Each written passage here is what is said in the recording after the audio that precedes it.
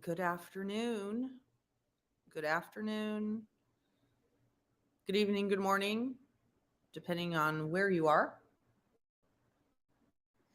We are now here for the afternoon session of the preliminary hearing of Larry Millete.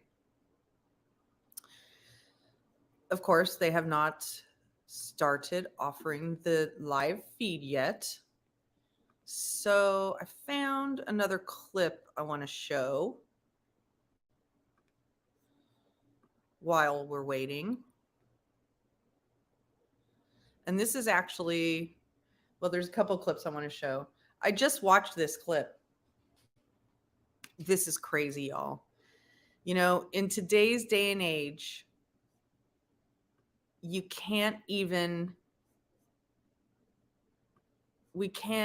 be safe under a Denny sign, okay? You even got to watch out for the Denny sign. And I'm not kidding. Hey, Violet, welcome back. Watch this, you guys. Twisted metal and shattered glass in the parking lot of an Elizabethtown Denny's. Yeah, I've never seen anything like this. While inside the Denny's parking lot, the wind knocks down the sign, which lands on a car with 3 people inside. Security footage from a nearby restaurant caught the exact moment the sign fell. When we arrived, it was determined, in fact, that there were occupants inside the vehicle that the sign landed on. The occupants did have to be extracted. 2 women and 1 man were inside the car. The man and one of the women were transported to Baptist Health Hardin. The other woman, who was 72 years old, was taken to U of L Hospital where she died. It's certainly very windy out here, and I'm certain that did have a factor or was involved in this. This all happened around 1:30 when the winds were anywhere between 40 and 60 miles per hour. The wind is insane. I've never seen this much wind. You can see the sheer size of the sign and what it did to the car. Crews used a crane to lift the sign off the flattened car. It took them around 4 hours to clean things up. Thanks for watching our YouTube channel. Follow today's top stories and breaking news by downloading the NBC News app.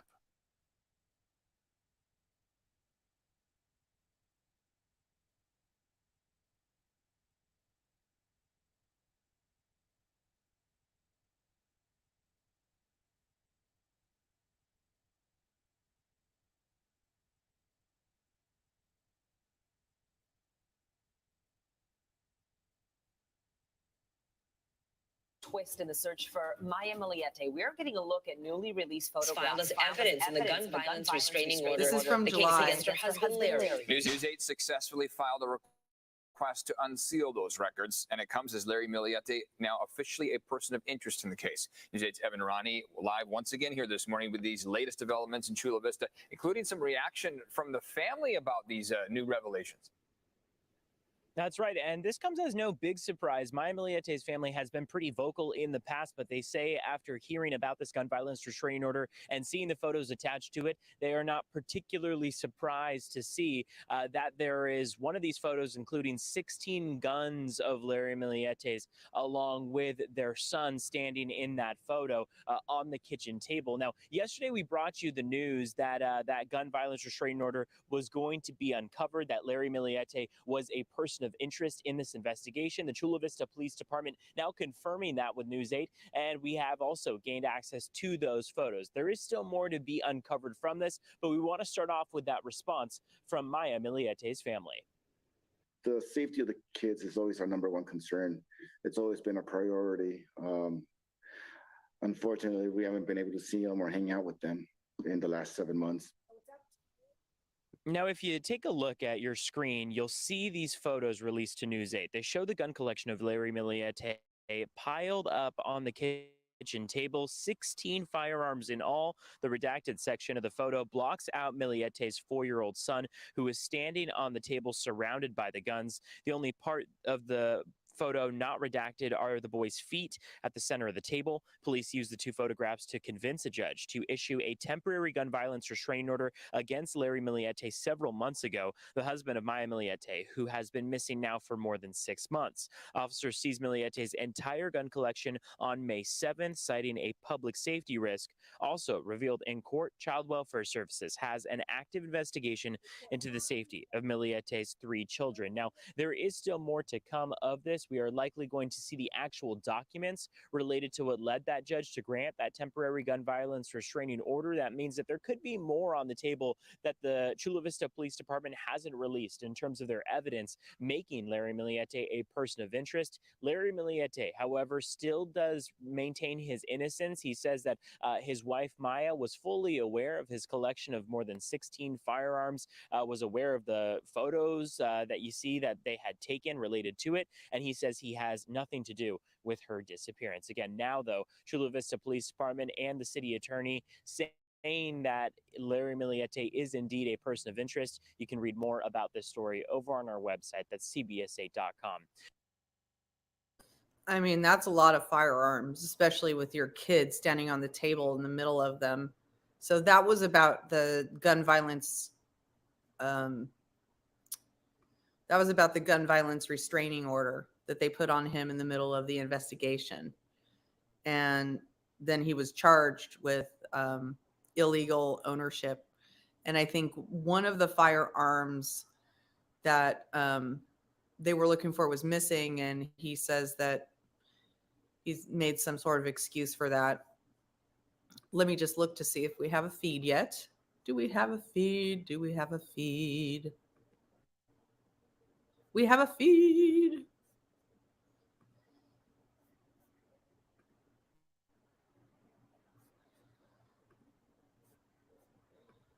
So the feed is on. I don't mind at all, Amelia. So the main points from before are the gentleman who took the stand was Jesse Vicente from the Chula Vista Police Department. And he was on all morning, and they're going to be continuing with cross-examination this afternoon. And what he was testifying to was the surveillance footage that was found around the neighborhood showing the night of, let's see, the day of January 7th, around 3:15, 3:30 in the afternoon, you see Maya and her kids going in and out of the house, taking things in and out of her Jeep. But they didn't actually show that footage because it has her kids in it. That's why there was a lot of me talking while that was being testified to. So they showed that. And then the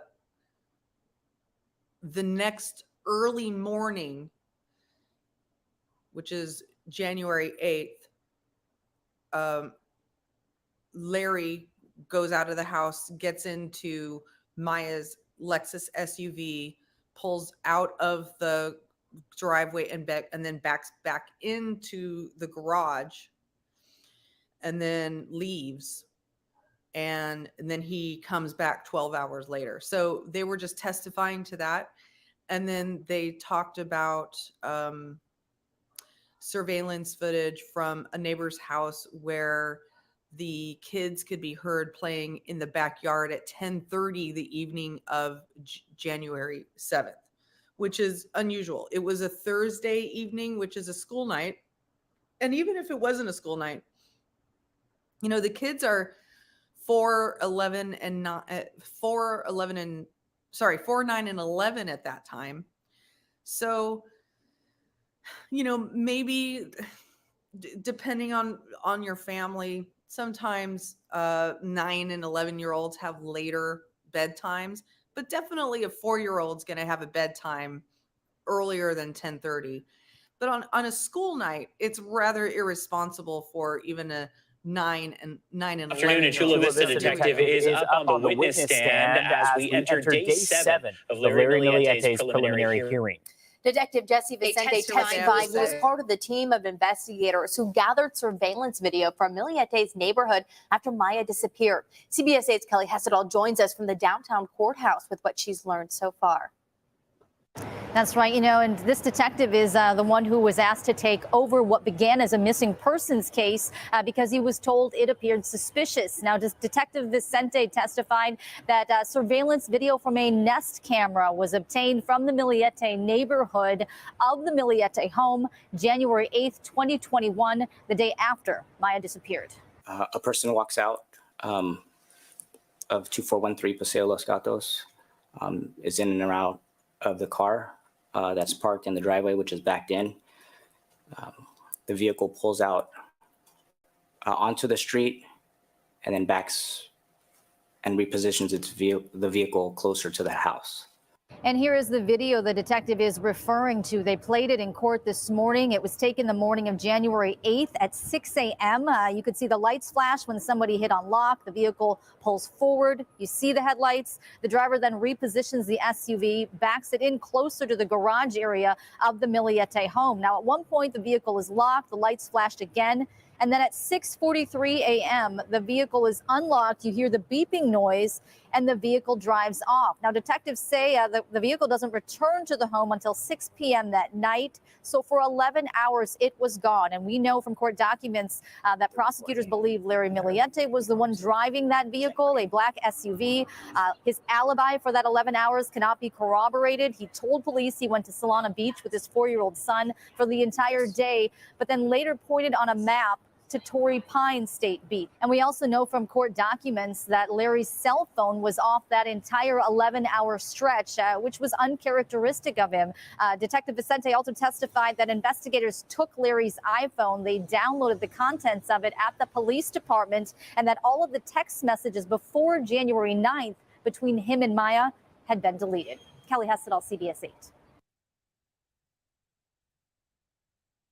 Yeah, and he said that the reason this is the lamest excuse in the world.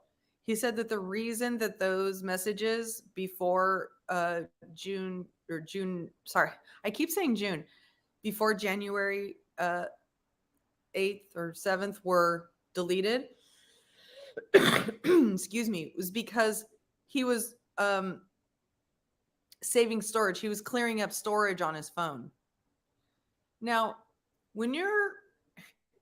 I'm sure most of you have smartphones, right? Probably iPhones, which is what he had. When you go through and start to clean up storage and make room on your iPhone, is the first thing you're going to do go and clean up all the messages, clean up text messages? Does that clear up a lot of space? No, usually it's videos and photos, right? Not like, text messages, which would take up not very much room at all. And why are you going to delete messages from your wife that just went missing and you're under suspicion? I mean, it's so, the consciousness of guilt is absolutely, that's right. Isaias, it's apps, it's photos, it's videos. Music actually isn't that storage intensive. It's pictures and sound together that are intensive, but apps are also another thing that takes up a lot of storage. Are any kind of apps that require constant connection to a Wi-Fi, like location type apps, location services, things that require the phone to constantly be checking some sort of cell tower or Wi-Fi or satellite, so yeah, on my phone it's usually videos and screen recordings, and I've got thousands and thousands of pictures. That's why I always buy the iPhone with the biggest storage, because I always want to be able to keep as many photos as I want on my phone. Yeah, Candy Crush, baby, Candy Crush. I mean, some of those apps take a lot of space, but apps like mapping apps, things that are constantly checking your location data. The other thing that he did was he disabled the GPS on his car. He leaves his phone at home, not on, with his 2 young daughters alone there, and he has his young son with him. I already said he disabled GPS on the car, and he also says that the detective that testified also said that there were key parts of the home surveillance footage that was missing. All right, here we go.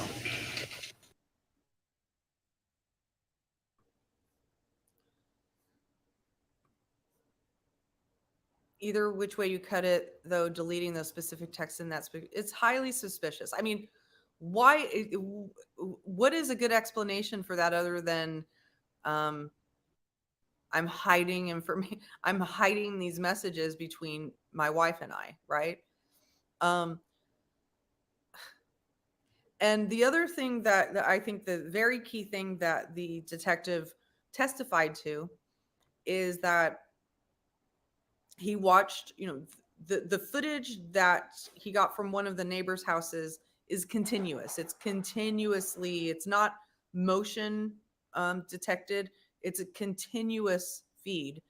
He watched it all the way from, all that. He watched it from, all day on January 7th through January 8th. And there's no footage of Maya leaving, none whatsoever. You can't see her leaving on foot. You can't see her leaving in a car. And then Elaine or Boulain gets up and starts cross-examining, and her first line of questioning is about whether he checked, there was actually a question from the DA about, did you check border points? Did you check whether she crossed any border, in the US? And he did. And he said, no, she didn't, after January 7th, she did not cross any borders. So Boulain gets up and says, didn't you find a border crossing by Maya? And it took like 5 different corrections before she asked the question with enough specifics to where the detective could actually answer the question, because she wasn't getting specific enough. So finally she pins it down and she says, on January 4th, was there not a border crossing by Maya? And it turns out it was when Maya and the family, and Larry was in the car, were returning from their trip to Glamis. And, just as a reminder, Chula Vista is literally right on the border of Mexico and California. Okay.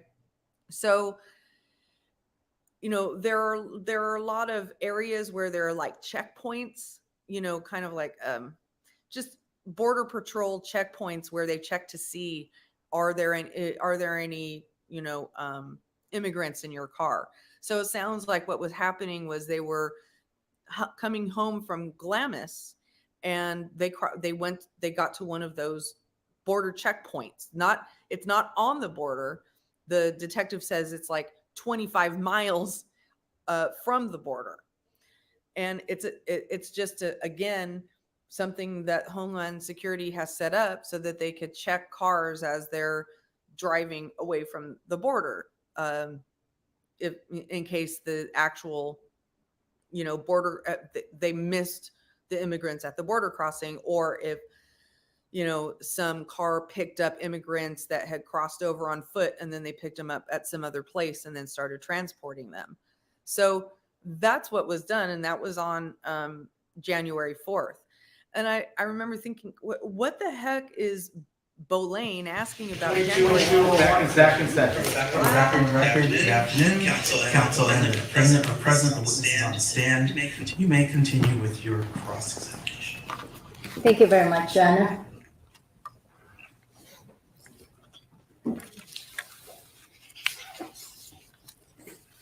Detective, did you receive information during the 2021 investigation that you conducted with your team that May Millete would go to Mexico? No. When you asked one of the brothers what he thought May would be, did he not tell you that he's probably in Mexico drinking tequila? Objection. They, which brother? Sustained. Again, counsel, the individual and the date. Oh, I'm sorry. During this time that you spoke to the CMJRGP in the early days of your investigation, somewhere between January 11, 2021 and up to the end of January, did one of the brothers tell you that he thought Maya is in Tijuana drinking tequila? I don't recall getting a statement like that from either one of them.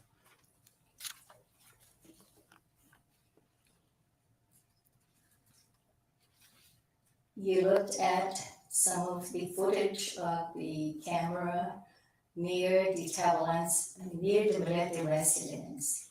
At any time when you were reviewing those footage, did you see on January the 8th, 2021, did you see if the person that you believe was Mr. Millete, did you see him carrying an object?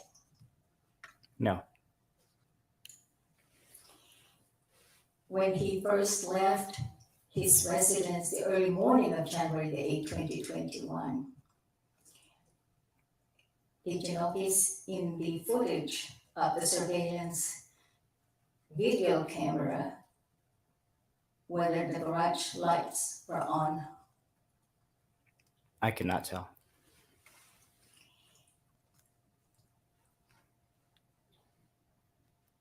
Did you also acquire additional surveillance camera to the house right across from Mr. Millete's residence? Can you be specific as to across the residence? Do you have an address? Mr. Millete's residence is on Paseo Los Gatos. In Paseo Los Gatos 2413, I believe. Then he has a neighbor, 28, I believe 17 or 2417 at the corner, all right? Counsel, can you be more specific? Okay. He knows where he lives. Yeah. You've had quite a lot of time to know the address for every house on the block. Google it, Google it. Thank you, Judge. Please be specific.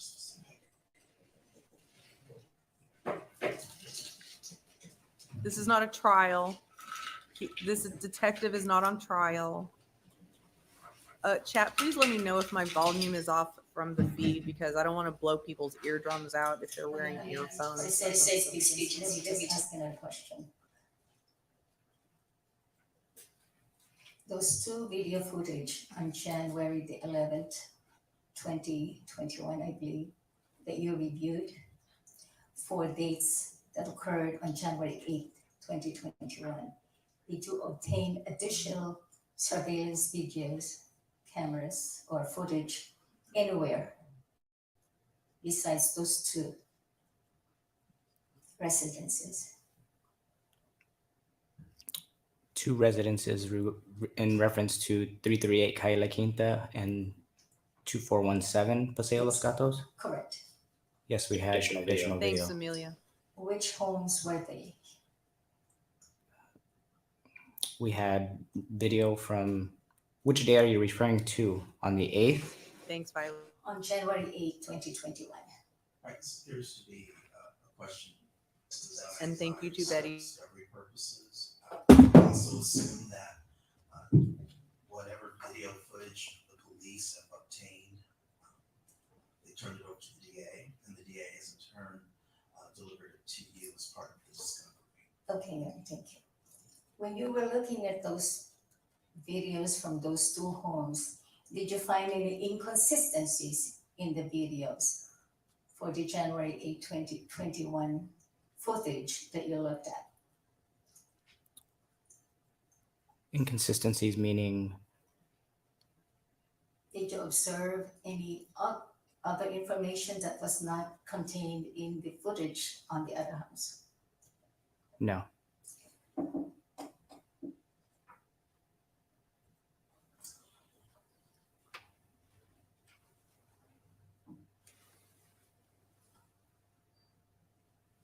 Is it fair to say that Miss Millete disappeared mysteriously? Objection, relevance, A. No, we can answer. You can give an answer, sir. I don't think she disappeared mysteriously. You did not think? No. Okay. Why? I can't believe you asked that. All right. Here's your answer. Part of the investigation, we go by the facts. We go by, especially in missing persons cases, as this was early on, we go back to the starting point where she was last seen and the person who last saw her.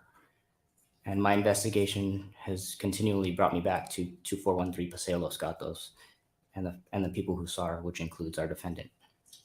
So at what point did you arrive at that conclusion from your investigation? Objection, relevance. I think it's all highly relevant. She's basically asking, why does he believe that your client is responsible and guilty of this offense? That's why that's how I interpreted the question. Okay. So, Hey, Chef. For the detective to answer. I have no proof of life for May if she were to leave the house. I spoke to numerous witnesses who had told me that this is not something that she would do. I have no evidence indicating that May was preparing to get away and flee from her family. I do know that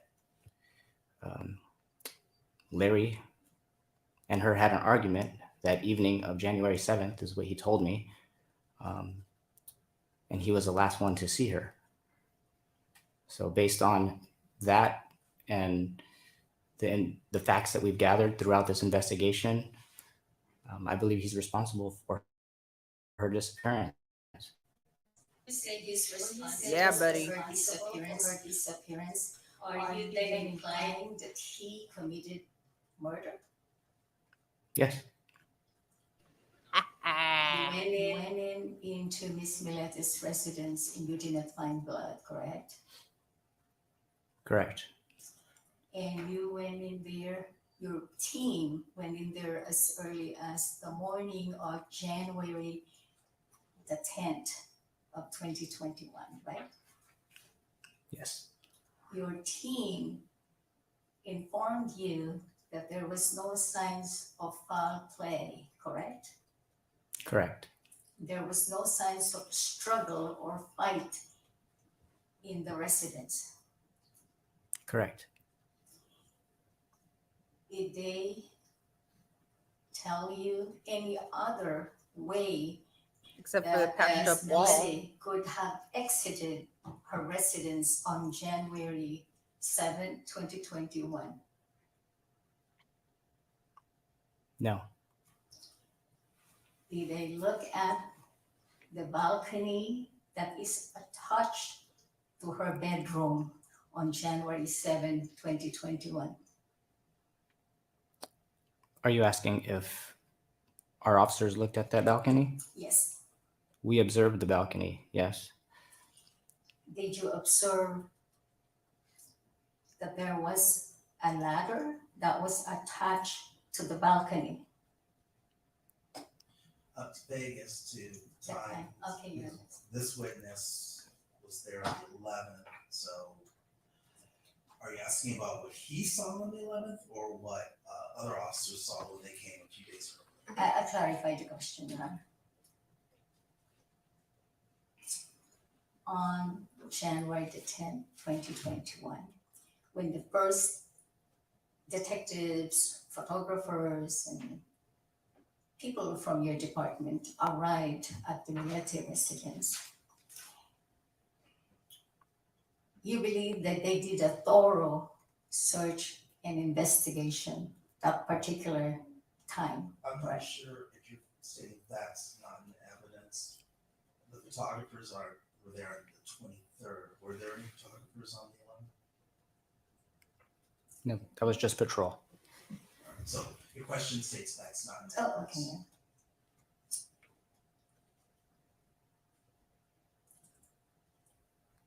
Did you or any of your team officers investigate the balcony with the attached ladder Objection assumes facts not in on evidence. Sustained. anytime from January? I've sustained. I'm sorry. First, you have to establish that he did see a ladder. There was in fact a ladder there. Let me ask him the first time that he searched the house, because I still don't know when that is, Your Honor. He said it, but you can ask again. So what date in January 2021 did you go to the Millete residence to investigate? If she escaped by ladder, the house? the neighbor's me and my team video were would at have the caught Millete that, the residence one that on caught the January kids playing in the 11th. backyard. Patrol officers responded on the 10th. And yourself, did you, after the patrol officer arrived, did you follow up with your own investigation of the residence? Yes, What date was that? January 11th. Okay. Did you look into the balcony at that time, January 11, 2021? I did not personally, but Detective Ruiz and Detective Rosario did a walkthrough of the house while I was speaking to Larry. When you say walkthrough of the house, would that include the balcony also? I don't know what areas they walked through, but I know that they walked through the residence looking for clues. It is also part of your investigation where your team had acquired information that Mr. Milete's father was able to access the house through the balcony, climbing up the ladder. Isn't that right? I was never told of that information. There were also other exits inside the house, such as in the first floor. You knew that there are three other doors to exit the house, right? Yes, Did you have a full camera footage that shows the other exits? no, You cannot rule out today from those two other exits whether in fact Ms. Millete used those exits on January 7, 2021. Why would she? yes, but we had good coverage of the front and the main thoroughfare on Calle La Quinta to, if she were to leave the house from the front of those exits, I have no evidence of that. You also do not have knowledge if Ms. Millete in fact was able to step on structures that were in the backyard to use that to climb over the fence, correct? She could have climbed over.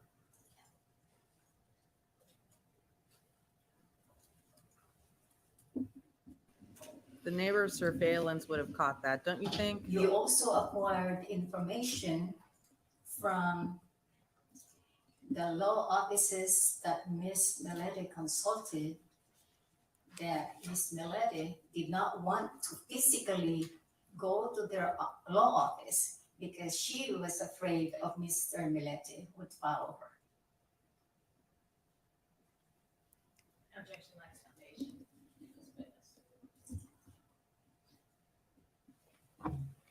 Sir, have you spoken with anyone at the law office such that you have personal knowledge to answer that question? No. The objection is sustained. Amongst the 100 Yeah, she's like Spider-Man. more witnesses that were interviewed by your department, can you tell us how many witnesses did you personally interview? Personally, I'd probably say approximately 80.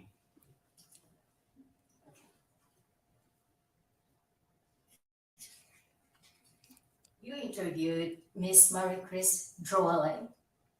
Yes.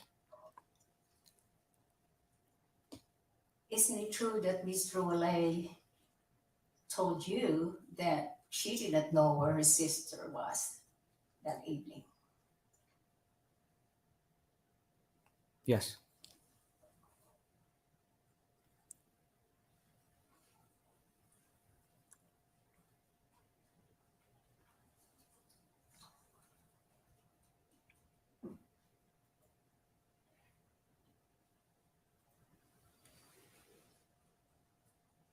Imagine being Maya's family sitting there listening to this At that time, preposterous idea of her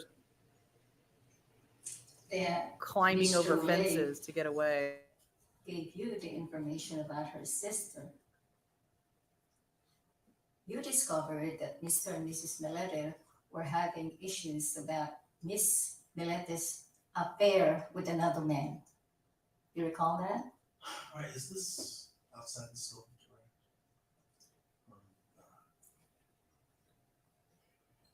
Well, I mean, I get that. I haven't objected because I think she does have the opportunity to cross-examine to some extent on. the 80 interviews that he did? Well, no, but I mean the investigation to an extent. So I mean, I'm not interjecting an objection at this point, but He answered, I'm sorry, what was the question? When you were speaking to Miss Droale, she informed you that Miss Millete's problem all started because of the allegation of an affair that she was having. objection vague and mistakes of testimony. sustained. Both grounds. Did Miss Droale tell you that Maya was having an affair? Yes. Ooh. That's very affirmative. But throughout your investigation, you found that Miss Millete wanted to separate from her husband. True? Yes.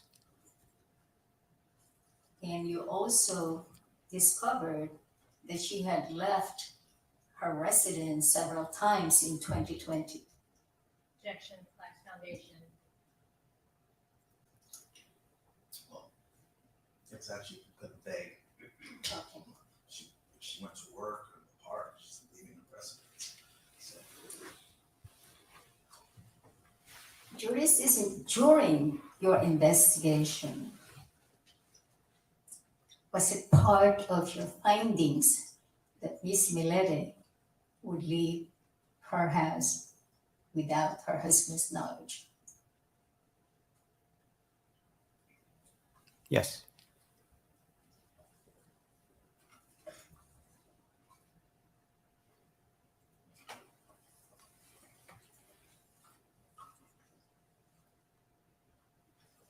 Because you examined and investigated this case thoroughly, can you describe, based on your investigation,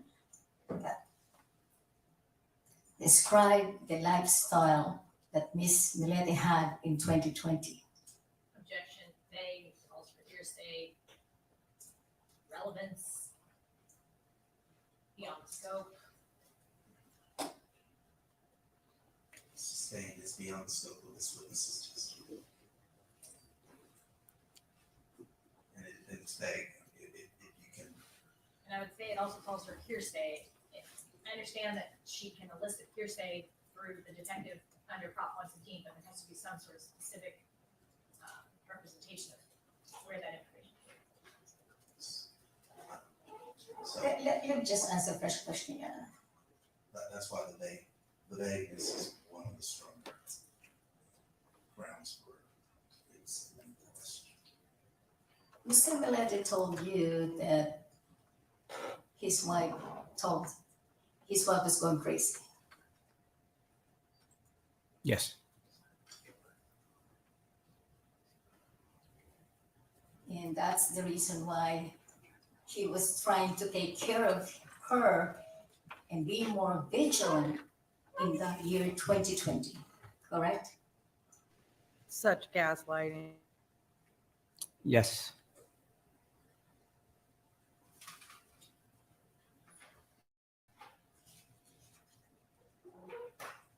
And he was trying to appease her by buying her this Jeep Cherokee that we have seen on the surveillance camera that you described, correct? The Jeep Rubicon? Excuse me? Yes, her Jeep Rubicon. So he also allowed her to be more free as far as her schedule. Objection. Lacks foundation, calls for speculation. If counsel's asking what the defendant told the detective, that's one thing. But to state these as facts is a different thing.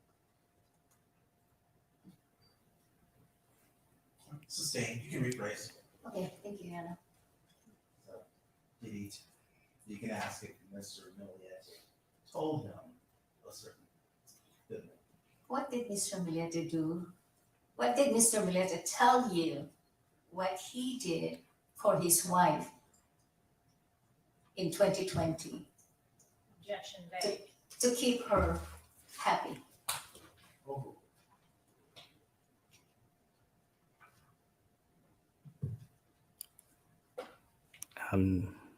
He bought her material things. He allowed her to go out with her friends. Yeah, that word allowed again.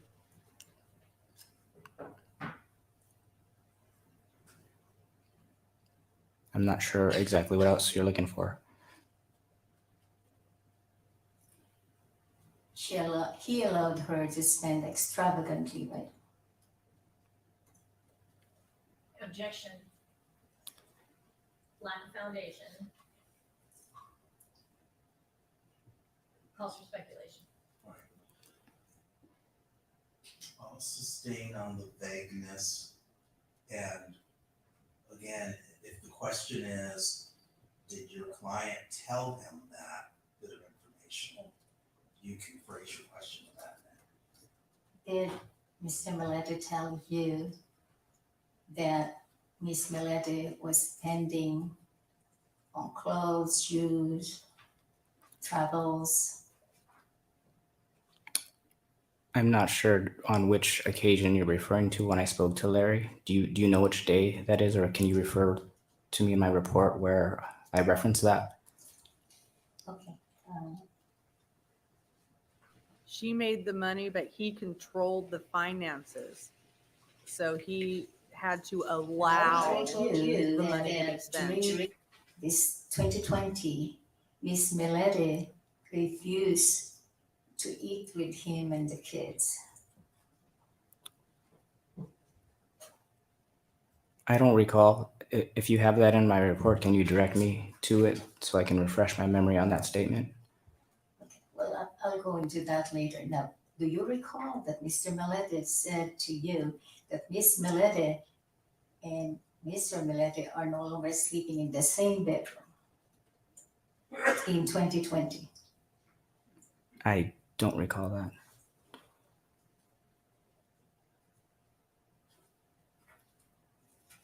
Everything they're talking about is the typical end of a marriage pattern. Miss Millete left her home in May of 2020. Yes, And she was separated from Mr. Millete at that time. correct. Did you investigate what Miss Millete did during that period of time of separation from Mr. Millete from May to June of 2020? Objection, relevance. I'll go with vagueness. This thing can be more specific. Your Honor, we're now trying to track. Just make it a more specific Okay, question. I'll do that. Very open-ended. Did you investigate what Ms. Millete did during that period of time of separation? Did you, detective, The investigate? judge just had to tell her how to ask during the that question. selection, Unbelievable. May 2020 until June of 2020. Yes. What did you discover? Well, we have statements from Larry who told me that she had moved out with her brother, and that they were separated. We also collected social media records, which indicate her patterns during that time as well.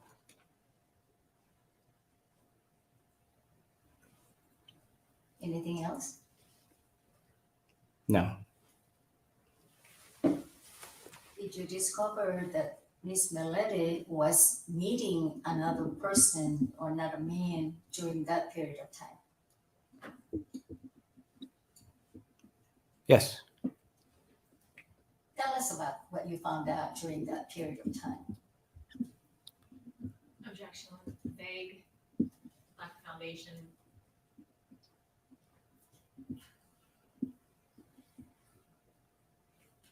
Overruled. And hearsay. Basically, the lack of foundation and hearsay. I don't know where's this information come? I'll make my ruling as I hear it. You can renew your objection, but you can answer. May have Sorry, left what was the question? the house without announcing herself. That's less compelling than all the evidence around Investigation. what he did. During that period of time from May 2020 to June 2020. Right, that is vague. If you're asking exactly what it is you discovered, then maybe you need to put that in the question. Now, you testified that you discovered that Miss Millete was seeing this other man during that period of time from May 2020 until June 2020. I was asking for you to please tell us what you discovered at that time.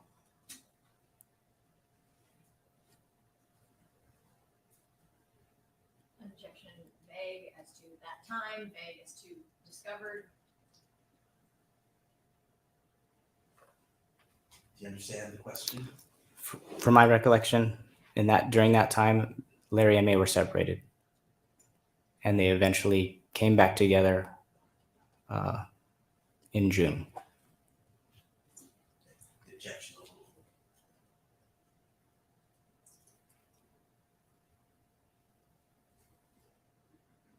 Did you receive information that Miss Millete was seeing another man during the time that she was separated from Mr. Millete, the period of May 2020 and June 2020?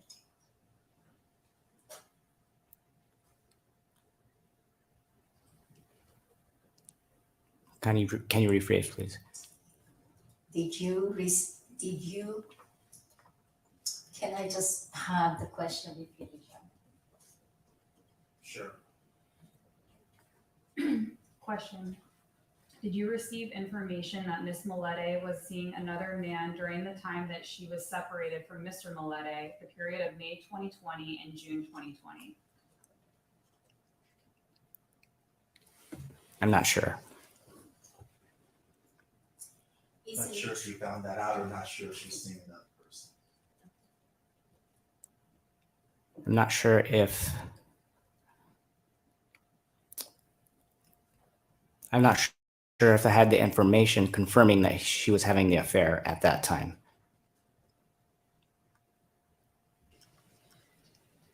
This detective is not super convincing in his testimony. 2020, when after Miss Millete moved back to her residence, did you receive information or do you have personal knowledge that Miss Millete continued to see this other man?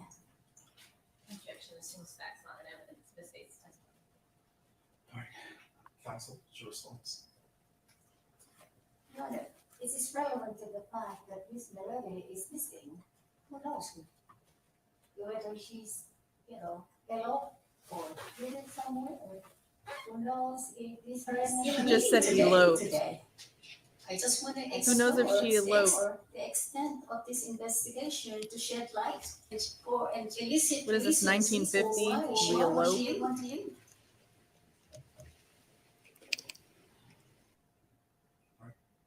Oh, you can answer. May I be heard? Yes, you started. My objection was the question said that she was continuing to have the affair. The detective said he did not know at that time whether or not he had confirmed that during that time she was having an affair. It just misstates the question. I am not objecting to the relevance of it. I object to the form of that question. Well, she said continue to see this other person. Correct. And the detective said he said he did not know whether or not she was seeing him at that time. So my objection is that it misstates the testimony of this witness for question. I don't object to the relevance of the question. And if there's another man. She asked after the May June period. May June he continued to see it. He had evidence that they were continuing to meet. I understand, and I think my objection is that he never confirmed that he knew them to be meeting in the first place. Okay, all right. Rephrase and just ask if maybe. And if there's another man that she ran off with, is that man missing? After June. No.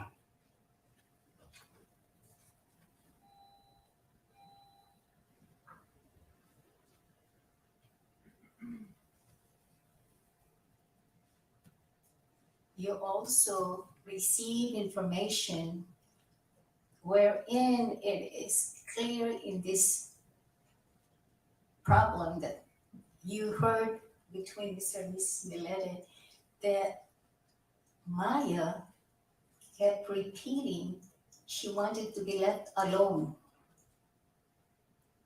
Yes. And Mr. Millete told you that if he questioned her about her whereabouts or where she's going, she would be so mad at him, so he stopped questioning her. Correct? Yes.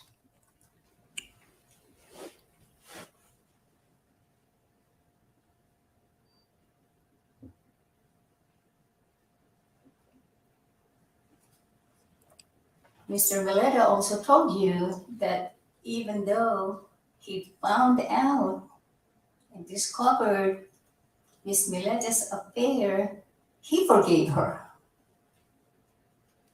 Correct. And that he would do anything to keep his wife living with him and the children. Yes. Anything is the operative word. Further, he told you if he would lose his wife, he would like to die. I don't remember getting that statement from him. And he told you that Miss Millete locked herself in her bedroom, and he would bring food upstairs so Miss Millete could eat. He told me about her being locked in the room. He didn't mention about the food. He mentioned he had to break through the door to conduct a welfare check for her to make sure she was okay. He told you that after Miss welfare Millete came back to their home sometime in July of 2020, Miss Millete was bleeding profusely, and Mr. Millete took her to the emergency room. Correct. In fact, Mr. Millete told you Miss Millete wanted space, and he gave her what she wanted. To a certain extent.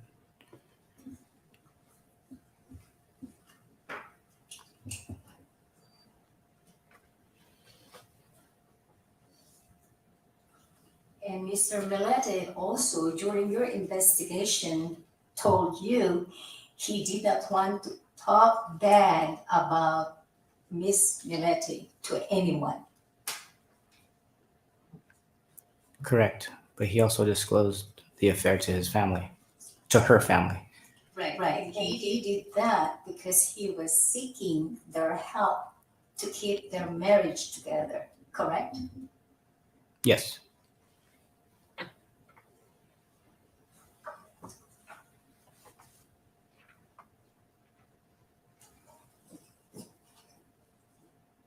You were able to examine and looked at the finances of Mr. and Mrs. Millete.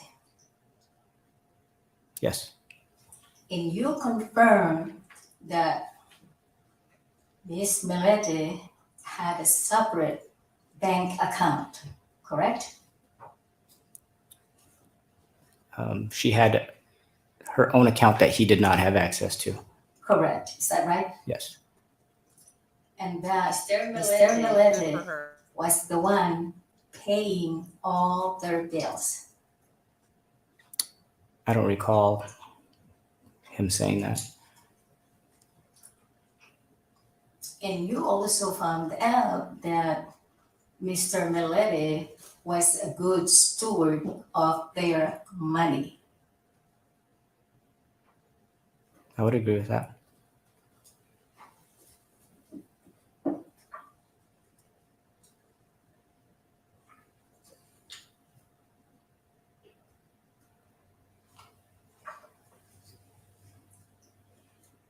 In fact, during your interviews with Miss Millete's family, none of those witnesses have ever seen Mr. Millete hurt Maya Millete. Correct.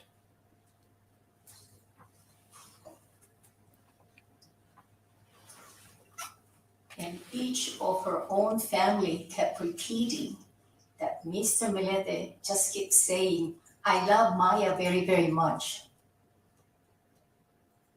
Yes. And they all believe that. If they all love, is the question that they all love Maya? No. That Mr. Millete would repeatedly tell Maya's family that he, Mr. Millete, loved Maya very, very much, and he would not hurt her. Correct.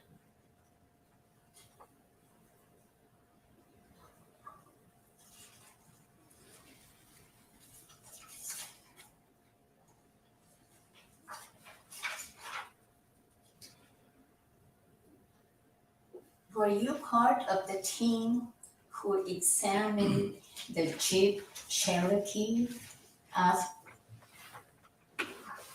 What's misstating the testimony? Okay. You said Wrangler, he said Rubicon, we heard Cherokee. I was looking in the picture to figure out what it is again. What's the model? It's a Jeep Wrangler Rubicon.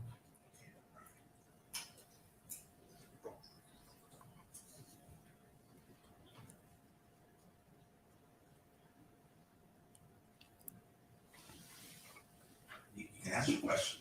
Yes, Your Honor, thank you. It's a Jeep Wrangler Rubicon. So it's Jeep Rubicon, I think. Okay, so did your team examine the Jeep Rubicon during your investigation in 2020? Yes. Did you find any evidence of anything that would support your theory that Mr. Millete caused Miss Millete's disappearance? No. In that vehicle. He didn't take that vehicle. And I just interjected that because she started with the Jeep Wrangler Rubicon. So the question, as I say, is: did you find any evidence of note to your investigation tying it to any criminal act by the defendant while searching the Jeep Wrangler? No, I did not. Mr. Millete used the Lexus 460 to go to the beach on January the 8th, 2021. Yes, that's what he told me. Okay. And Mr. Millete told you that he left early with his son Lazarus that day, that morning, because Miss Millete was angry that she was not able to do work the day before because their son is bothering her. You recall that? Yes. So he got up early on January the 8th, 2021, and he told you he packed 2 ice boxes, some food, snacks, drinks, and a bed cot in the Lexus and proceeded to go to the beach, correct? Yes. And he told you that he exited in Solana Beach, or he was going to Solana Beach because he thought the beach where he was, they always called it Solana Beach, even though it is La Jolla Beach. You remember that? Can you tell us about the explanation he told you? Why he called it Solana Beach? So he told me that he had taken Lazarus to Solana Beach. Later in the interview, he had pointed out Torrey Pines State Beach on the map. Okay. And he told you he always considered that area as what? He said that Torrey Pines, he would always call that Solana Beach. They're two And that's totally how, that's different how places. he remembered that name, Solana Beach. Now, during the investigation, after Mr. Millete came back home in the afternoon of January 8, 2021,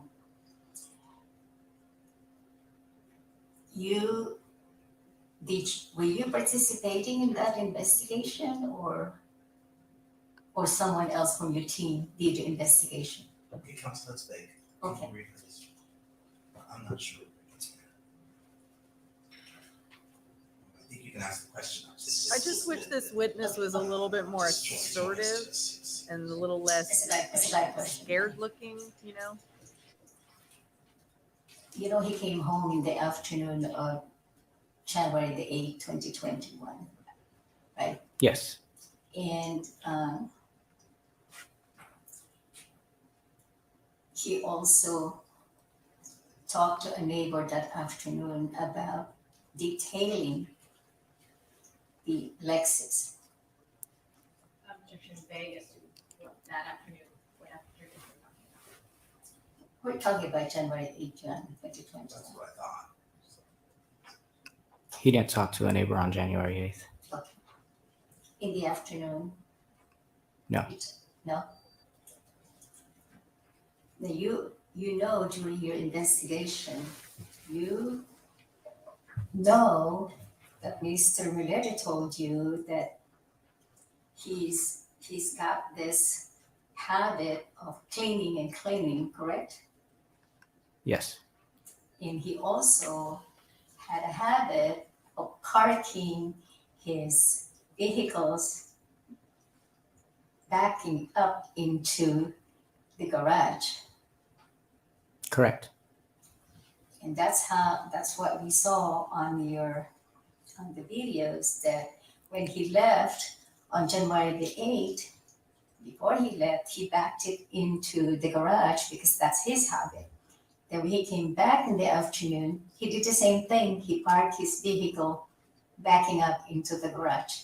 That's what you observed while you were reviewing the footage, correct? Correct. But I found it suspicious that he would pull his car out and reposition it just to load a cooler of snacks. The reason why you were suspicious was because you did not know at that time that was his habit, correct? I didn't know that was his habit till then.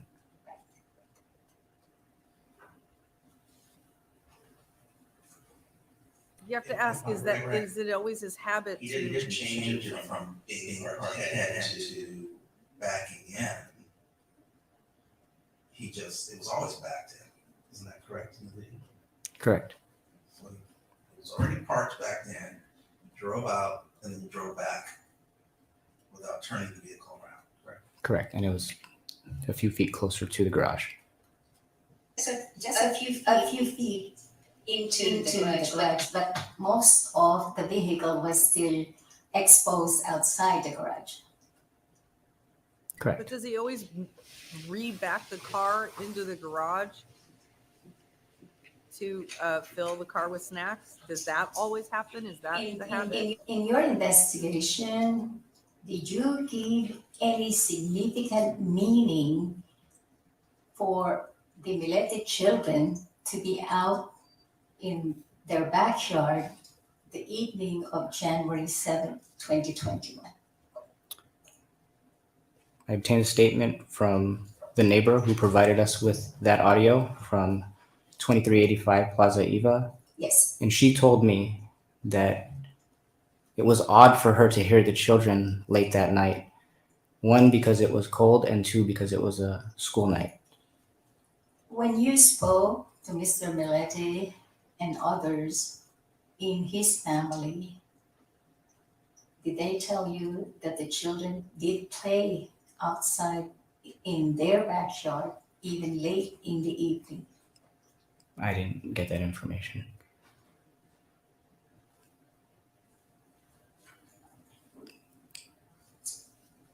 You observed the backyard of the Millete residence during that time of your investigation, that it had a lot of children's playthings and, can you describe their backyard?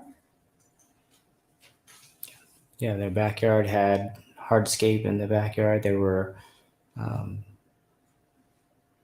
places for kids to play in back there. Yeah, it could be an area used by children to play outside.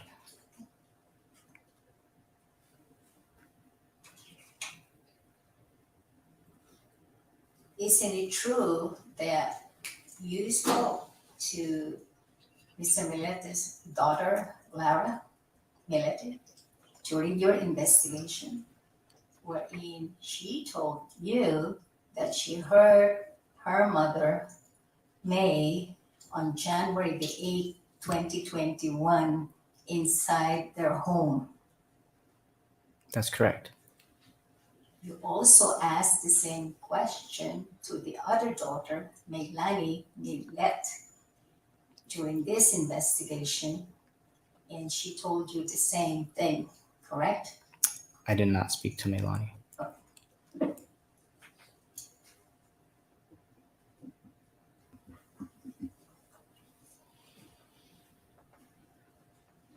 She only heard her?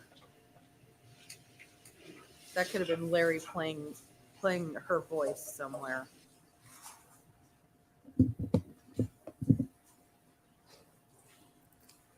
You also discovered during the same time frame that Maya usually go for a hike alone.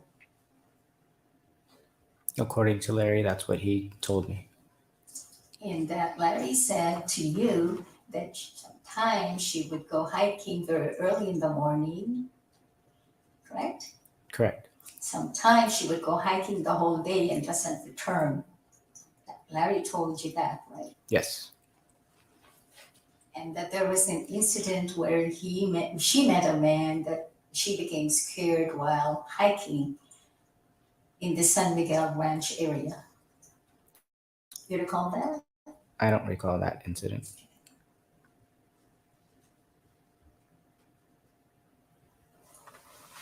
And the several times that you spoke to Mr. Millete, he was always cooperative with you by answering your questions, correct?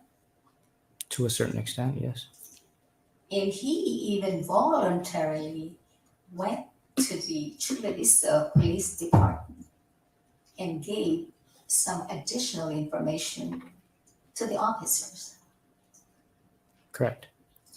In fact, Mr. Millete, was the one who voluntarily told you who amongst their neighbors would have cameras in their homes during the time that you were there asking him information. Yes. It shows he knew which ones to avoid. He even gave you the names of the neighbors so that you could go and talk to those people. Correct.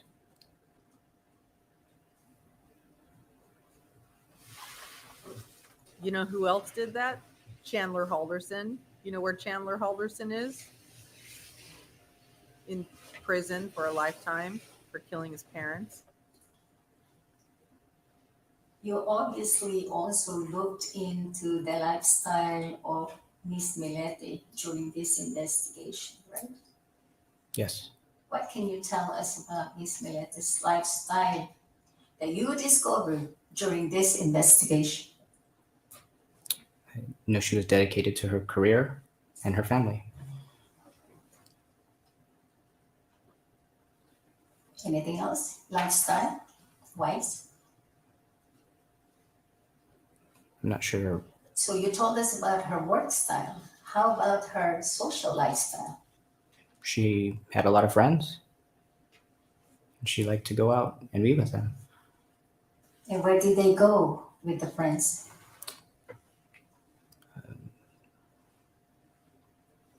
They would go wine tasting, hang out, go to hikes, go to other people's houses.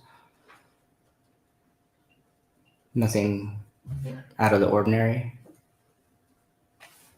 Isn't it true that Mr. Millete told you that Maya would go out to the bars and drink and she would not come home until 2:30 to 3:30 in the morning? You remember Mr. Millete telling you that? He told me that he didn't like her drinking. And in fact, Mr. Millete told you she became so drunk she can't drive home that she would call him so he can pick her up. It's a variation of a statement that he had provided to me. So what did Mr. Millete tell you regarding Miss Millete's drunkenness? Objection argumentative. The state's testimony. Sustained. The statement the witness has given, his recollection is the defendant didn't like her drinking. That's what's in that case. Okay.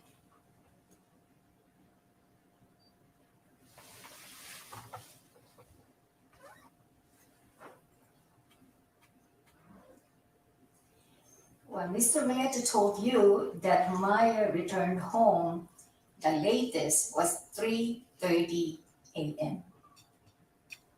Do you recall that? I don't recall. If it's in my report, can you direct me to where that is?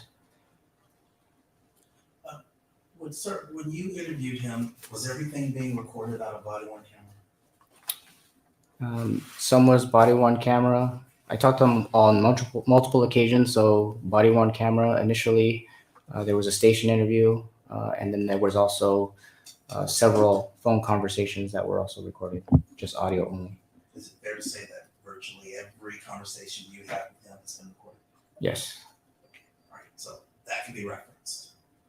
The conversations. Okay. That's my question. Oh, can they be? Yes.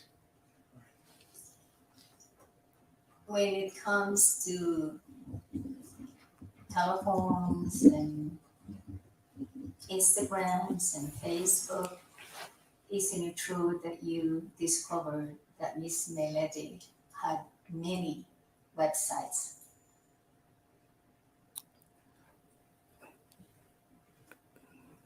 Many websites, or I'm not sure what you're asking. Well, during your investigation, what did you discover about Miss Millete's telephone system or passcodes? Did you do that? I know she had multiple social media accounts. She has multiple email addresses. Tell us about the multiple media accounts. All right, now it sounds to me as if this is aimed at just discovery. It's outside the scope of It's a witch hunt. If you want to give me an offer of proof as to the relevance, if you think on some account it has evidence of her making plans to disappear, that might be relevant, but just simply throwing out that question. It is related, Your Honor, to Talking to the microphone so I can hear you. I'm sorry, that Miss Millete did in fact have multiple accounts, social media accounts, Instagram, Facebook. All right, Okay. then you can ask him about that. I just want to know where you're going, and then if you want to ask him if he checked those accounts for any evidence of her making plans to Yes. disappear, that's relevant, and I'll allow it. I'm just want trying some to focus. I was trying to lay the foundation, Your Honor, but okay, so can you tell us about Miss Millete's media account, Facebook? Yes, she had a Facebook account and 2 other Instagram accounts. And you were able to view some of those messages and communication she had with other people during your investigation? Yes. Can you just describe the extent of the activities that you performed in order to investigate that area? Objection vague. Do you understand the question? Is she asking how I got the social media accounts? No, it's vague. I think she wants to know when you were looking at the accounts, did you find anything relevant to your investigation? I think that's where it's headed, and that's what I will allow. She was messages from Facebook indicate that she was not happy in her marriage. She was preparing for divorce, and she was taking the steps to leave Larry. Did you find out that she was also planning to leave Larry and the kids? She didn't mention the kids. She just mentioned Larry.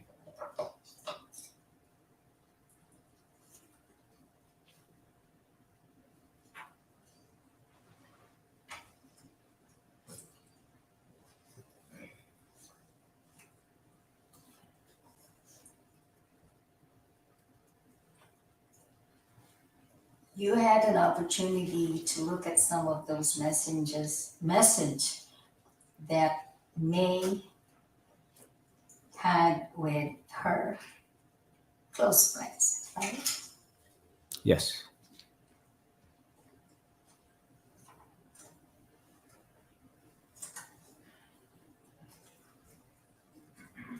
And she shared some private details of her desire to leave Larry. Yes. So what did you discover when you looked and listened and interviewed some of those witnesses regarding her plan to leave Larry? Objection vague and calls for a narrative. Sustained. We've heard from most of her friends, and we've got evidence of from her close circle of friends. So I don't see the relevance in asking this witness the same questions that I heard from the live witnesses. So if you have something specific that you want to focus on from those individuals, that's fine. But I don't need him to tell me what her besties who testified have already told me. Is it part of your findings during this investigation that Ms. Millete wanted to run away from Mr. Millete? Not run away per se, but to divorce them. Did you also hear from witnesses that stated that she wanted to separate from him and find her own place? Yes.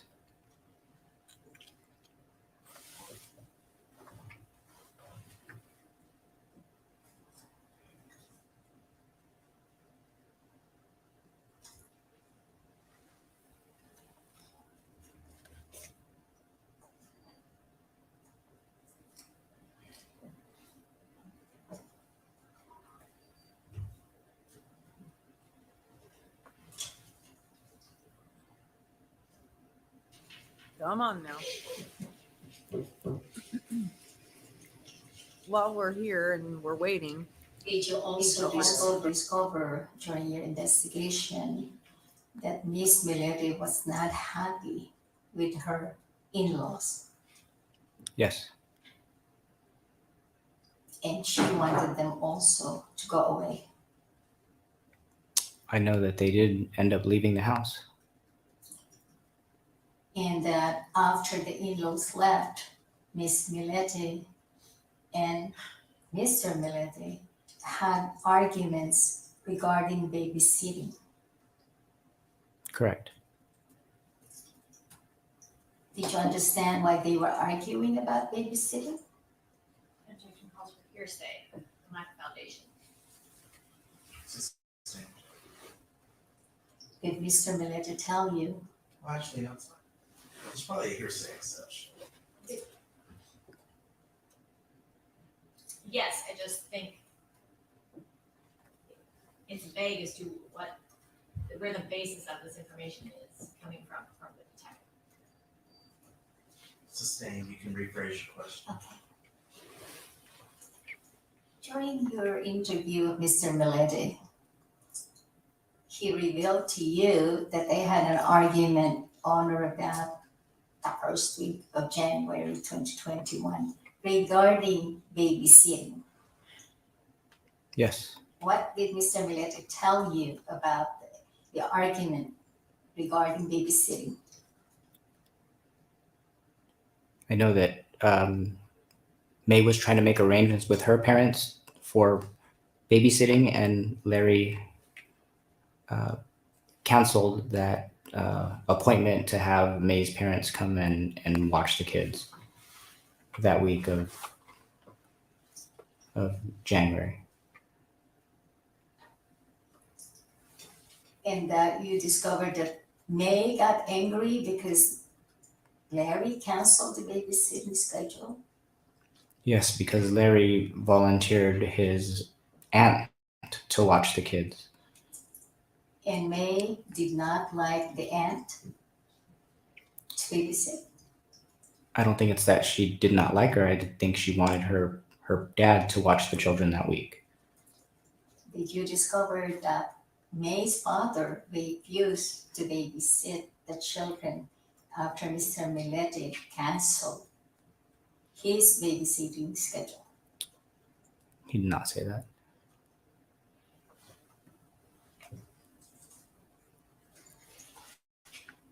You also received information from Mr. Millete that after 10 years of his parents raising and taking care of their children, Miss Millete asked for space. Correct? Council, Yeah. I don't see the relevance of this. I Parents, just read it to another we've covered the request for space. We covered any type of animosity with the in-laws. You need to move on. I'm just reading to another scenario, Your Honor. Isn't it true that Mr. Millete, no matter how he loved his parents, told his parents to leave so that Miss Millete would have space? Objection called for hearsay. It's not hearsay, he told him that. 11.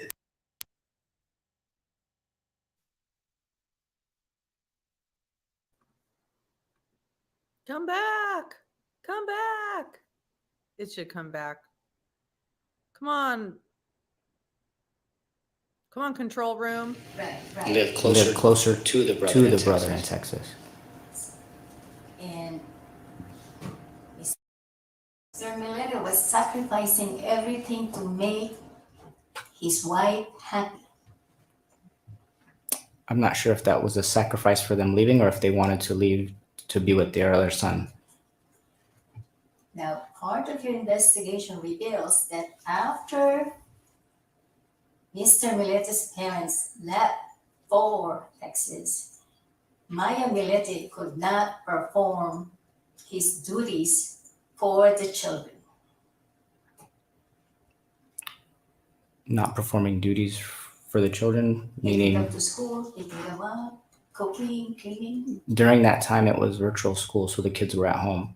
That was also another part of why they were arguing, because the kids were at home and she couldn't get any work done. Hey, Council. Do you have another area of inquiry regarding anything that this witness testified on during this duration? Okay. You're welcome, Enough Endeavor. about the dynamics. I think it's just Let getting me into an exercise in fishing and looking for discovery. Let me just sum up where I'm going, why I'm asking this. I'm just going to ask you a few more questions and we should be done. Isn't it true, Detective, that Miss Millete in 2020 was having so much difficulties in her life that she wanted to escape and go away and hide? Well, he doesn't have the foundation to answer that question. It's your objection. The judge just told her she's fishing and then she keeps fishing. And I'll sustain it. It's speculative. He can't tell us what she was thinking in that regard. He can tell us if she made a statement to someone that's admissible, but I'm not going to let him opine as to how she felt about her life at that time. During 2020, your investigation, first, you discovered Mr. and Mrs. Millete were having serious marital problems, correct? Ask an answer. Well, You can answer. I take this leading somewhere. Go on. You can answer. Yes. and there was no way that they were going to reconcile again. Correct. You also discovered, second, Miss Millete was having problems at her old job, Swarmac, because of the investigation of the allegation she was having an affair with a subordinate. And there was accusation of violation of vacation and reimbursement for overtime money. Correct? That's calm down. Third, she got humiliated Elaine. and shamed because of the investigation. She could no longer stay at Swarmac, so she accepted a lower position at NIWC. Objection, argumentative. It is, and this witness is not qualified to testify as to those matters. I've heard from her two bosses, and I've heard from family members in that regard. He's not the person to ask that question. Let me just move on then. I'm just going to move on.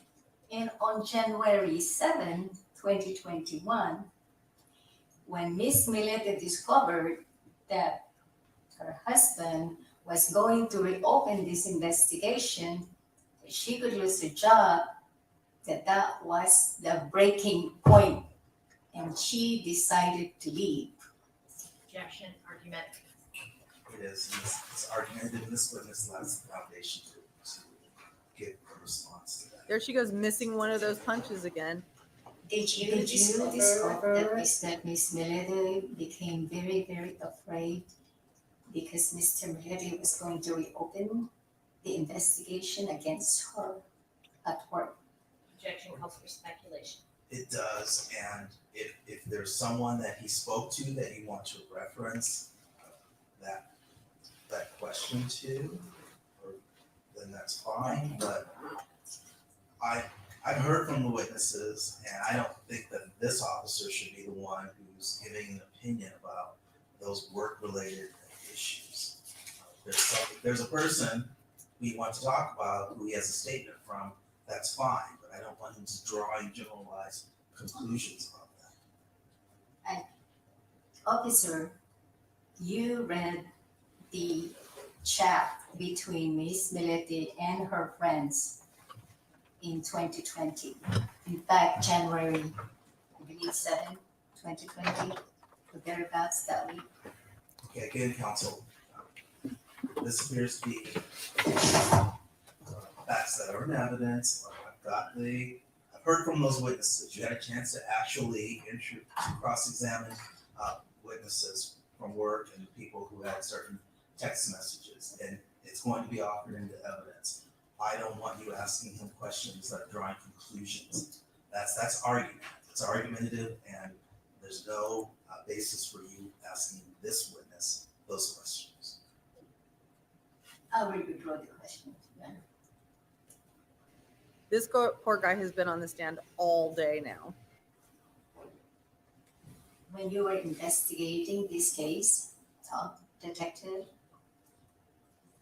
you received information that may commonly hide at Mother Miguel Mountain. Correct. And that you discovered that she would go alone Per Larry, yes. or with someone, but mostly alone, right? I don't know how many times she went by herself.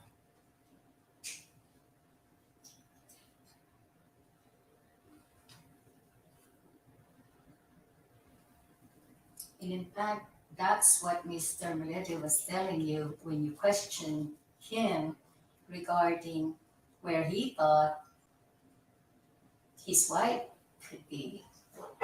And he told you she probably went hiking. Correct.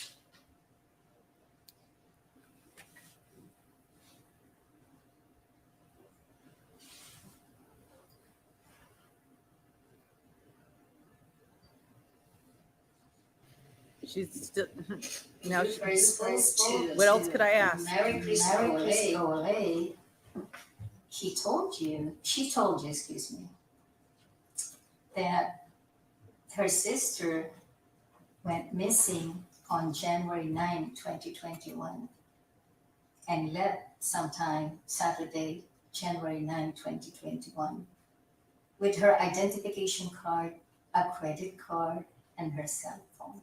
You're calling that? Objection, calls for hearsay.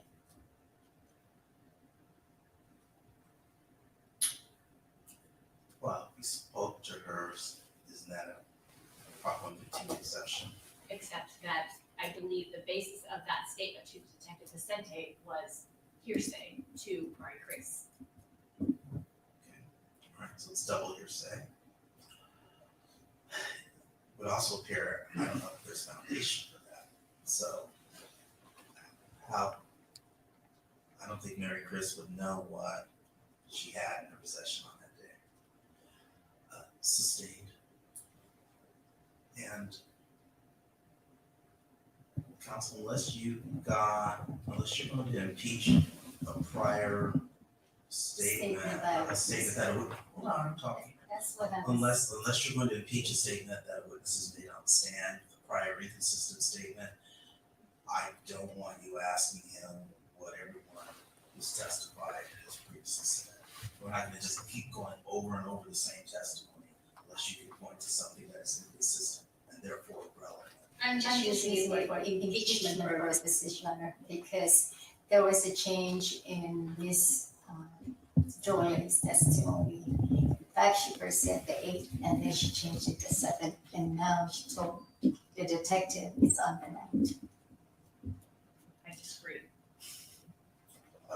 Regardless, is the statement still a hearsay statement? The judges had to have this Whatever Ms. Millete is talking about, that's the hearsay. My understanding conversation that with her the every statement day that of the defendant is attempting to elicit that Mari Chris gave to the detective is based on hearsay. Whether it's the 8th or the 9th. Correct. And it's also my recollection that Mari Chris consistently testified that she did not talk to her sister on the 8th. So it's a mistake in the report. The officer then clarified based on his review of the BWC. So it wouldn't be an inconsistent statement, even if it wasn't hearsay. Is it this officer who made the mistake? No, it was Officer Culver who testified that he reviewed the BWC. Okay, so I remember. So Yes. no need to even ask this officer. Correct. Not relevant. And it's based on hearsay. You also knew after Miss Millete disappeared that some people in the community was threatening Mr. Millete, correct? Objection, relevance. Sustained. Your Honor, this explains why he's not joining the search. What?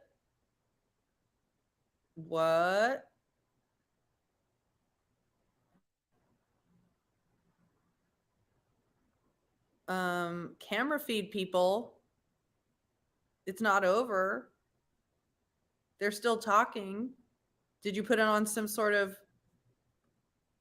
automatic setting where it turns off at this time? How ridiculous.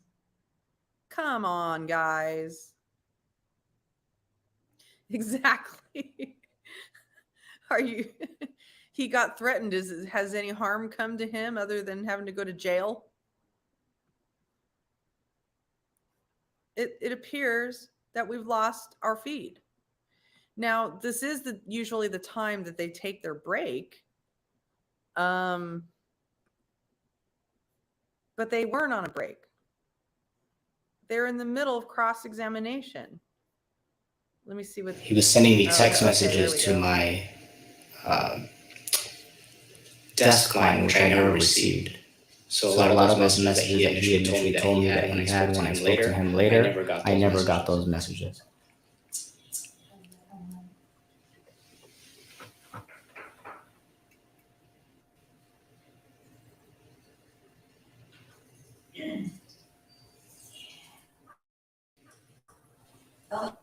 Detective, there was a husband and wife, if you recall. After Miss Millete went missing, there's a couple who reported and called your office regarding the fact that they saw Maya in Las Vegas at the Plaza Hotel. You recall that? Yes. Can you tell us about that? That was a tip that came in. And I had called the Plaza Hotel. I spoke to security to try and obtain security footage. I even had the hotel, I provided them with the missing person flyer. And I asked security to review their cameras, distribute it out to surrounding hotels. And they were not able to verify if that was May or not. Can you tell me when this occurred? When the tip came in, and when you did this investigation? Can I refer to my report? Yes, please.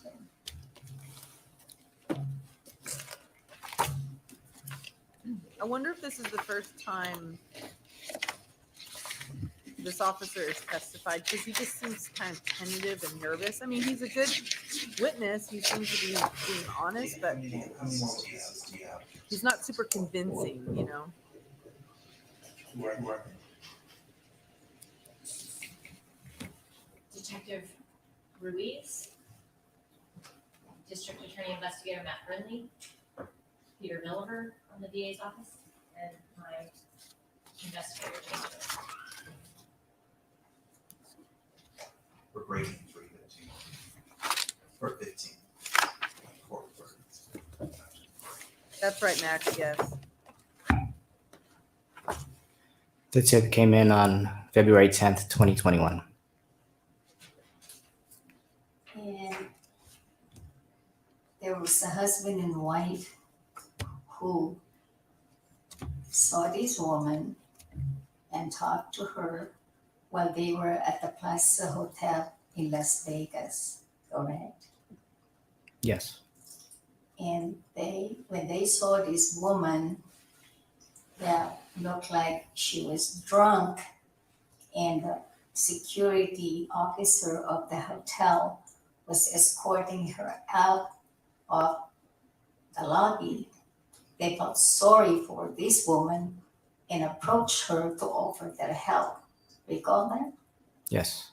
This woman then asked them to call a number for her that started with an area code of 619.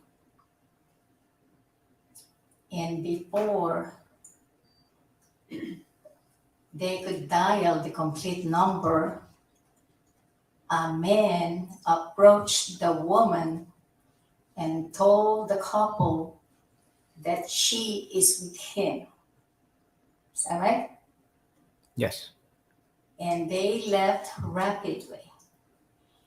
Now, the couple were suspicious because they told your office that this woman was very beautiful and this man. Counsel's testifying. Is there a question? Yeah, I was wondering. Sentence back. All right. According to your tip, so stand for narrative.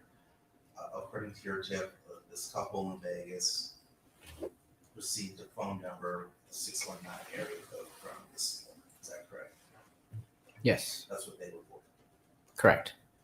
And then, as they were, before they had the complete number, a man approached them and told the couple that she was with him. Correct. And then they left together.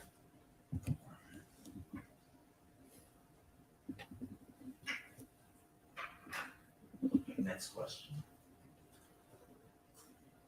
Because the man and the couple were suspicious, they called the police, Chula Vista Police Department, and gave that story. And your officers said, "Can you give us the 619 number?" And he said, Counsel, let's break it up. Let's break break it up into chunks so that you can answer. Otherwise, it's becoming narrative. What happened after the couple contacted your office and told you the story about the 619 number? They called our office. It got forwarded to me. I spoke with the hotel's security staff directly, and I was not able to confirm if that was May or not. That couple went back home. There was a time delay from when she was seen and when they called police, because they saw the news article in Hawaii. So they called us just in the off chance that might be May, but I have no evidence indicating that was her. And no one else, I didn't receive any other tips from any of the hotels in the area or from the security staff. Did you have an opportunity to send this couple a photograph of May? I did not, but they saw the news article with her photo on the news. Did you have a chance to tell them that May had a tattoo on her wrist? I don't recall asking that question. And is it true that the couple stated that they were going to try to look for the 61 number and they were going to call your office back with it? Objection, they, as to refer to them as they and what they said. Who? He's referring to the couple. You can answer. And I'm redirect, you may inquire to whatever details have been left out. So no phone number was provided. He said he was going to look for the phone number, and he never provided it to me. Did your office follow up to call this couple? No, not after that.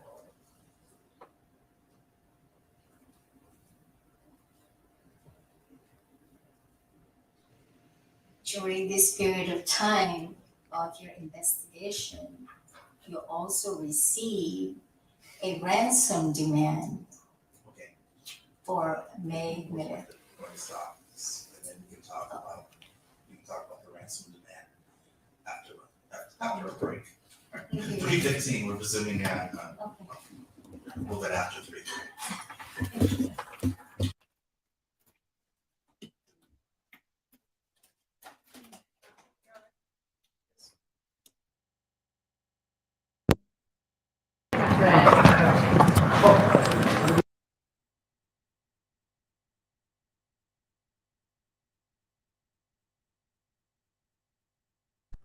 Oh my goodness, you all. Oh my goodness.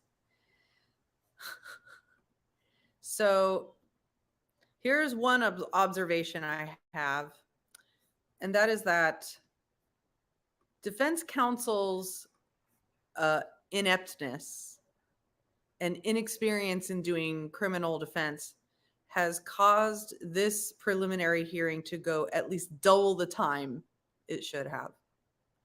Right? I mean, it is unbelievable the number of times the judge has had to coach her in how to answer questions. It's maybe I should go back through and count. I don't know if it would be worth it, but how many times has there had to be an objection because she was vague as to time, or she's going through fishing expeditions? Now, I know that, sometimes there's a strategy to be that way, but I don't know if she has a strategy of like drawing things out. Yeah. This judge and Judge Darrell from Darrell Brooks trial should go straight to heaven at the end. Exactly. I mean, here's the thing. This lawyer has been practicing for well over 30 years, and she's clearly not a trial lawyer, right? But even if she's been practicing for over 30 years. You would think that she would have more courtroom experience than the average bear, and I've seen pro se litigants do a better job questioning than this lawyer. I mean, it's unbelievable. But as you saw, they were getting really stuck there on, you know, how all the various ways that Maya could have gotten out of the house. Maybe she climbed over the balcony. Maybe she used a ladder. Maybe she stepped over things. Maybe she, scaled the wall like Spider-Man. I mean, it's almost like you expect them to start opining that she has some sort of supernatural power that allows her to disappear. Maybe she's like, the mom, or no, which one of the characters in that Pixar movie had the disappearing power? Was it the mom? I think it was the mom. She was was she stretching and disappearing? I think she was stretching and disappearing, right? And I wish oh, The Incredibles. Mr. Incredible, Mrs. Incredible. Anyway, so they just have this. So in my mind, though, even if they were to be able to say that she had some sort of affair and that she wanted to leave and all of this stuff, that doesn't prove that why there has been no proof of life. And the other thing that keeps coming to my mind is if she's missing, then presumably the other person that she ran off with is also missing, right? Or, have they found this person that she allegedly was having the affair with? And, did she run off without him? Is there just some mystery person that she ran off to be with and we'll never know who they are, so it doesn't matter? I mean, they're just looking for any little morsel of reasonable doubt. And I just think that regardless of any of the things that they'll be able to establish about May, let's say they can prove beyond a reasonable doubt that May was having an affair. That does not justify murder, right? And that doesn't mean that she would, just because she was having an affair, that doesn't mean that she would run off without her kids. She was planning to get a divorce. Why would, if she was going through all the steps to actually get a real divorce and talking about the division of assets and talking about, talking to all her friends about being worried about whether Larry was going to hurt the kids to get to her, then why would she just run off? I mean, why would she just run off if she's making all these legitimate preparations to leave him? It just doesn't make sense.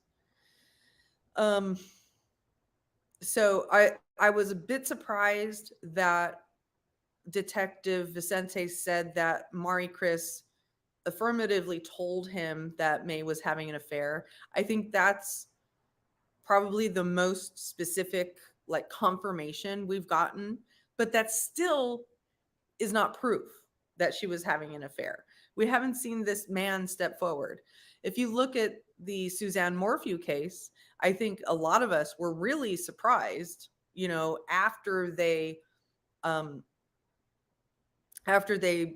arrested. I'm pretty sure it was either right after they arrested Barry or right around the time they arrested Barry, it came out that Suzanne was actually having an affair. And there's definitive proof of that.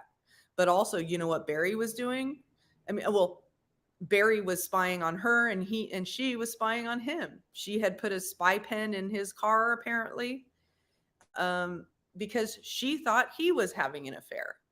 So, all these things about, marital relationships and the things that happen at the end of marriages and how bad they get. And, if a woman has an affair, that doesn't mean that she is going to just disappear off the face of the earth and leave her kids with this man that she wants to leave, right? Suzanne Morphy was very close to her daughters. Why would she just leave them off the face of the earth? And the man that she was having the affair with, he never heard from her again, and he was wondering where the hell she was. So, we can't establish that Suzanne Morphy ran off with the man she was having an affair with. She just literally disappeared off the face of the earth, and we haven't found her, right? So here we are with Larry, and we're supposed to believe that somehow May was having an affair, but there's absolutely no legitimate proof of this, that nobody has, seen any, pictures of her with this other person, messages from her to this other person, that we're supposed to believe that was happening, and that she was being this terrible mother, and she had a secret abortion and all these things, and that because of this, she decided to just disappear and run away and just leave her entire family behind. It is completely counterintuitive to what her family has testified to in terms of her character. It's counterintuitive to, she was a career woman. She loved her job. She was moving up in terms of, even though she had taken a rank downgrade for her new job, she got a pay increase. So there was headroom. And, the last line of questioning that defense counsel was going through, you could see that she was on, and the judge even called it out, that she was on some sort of fishing expedition, some sort of discovery,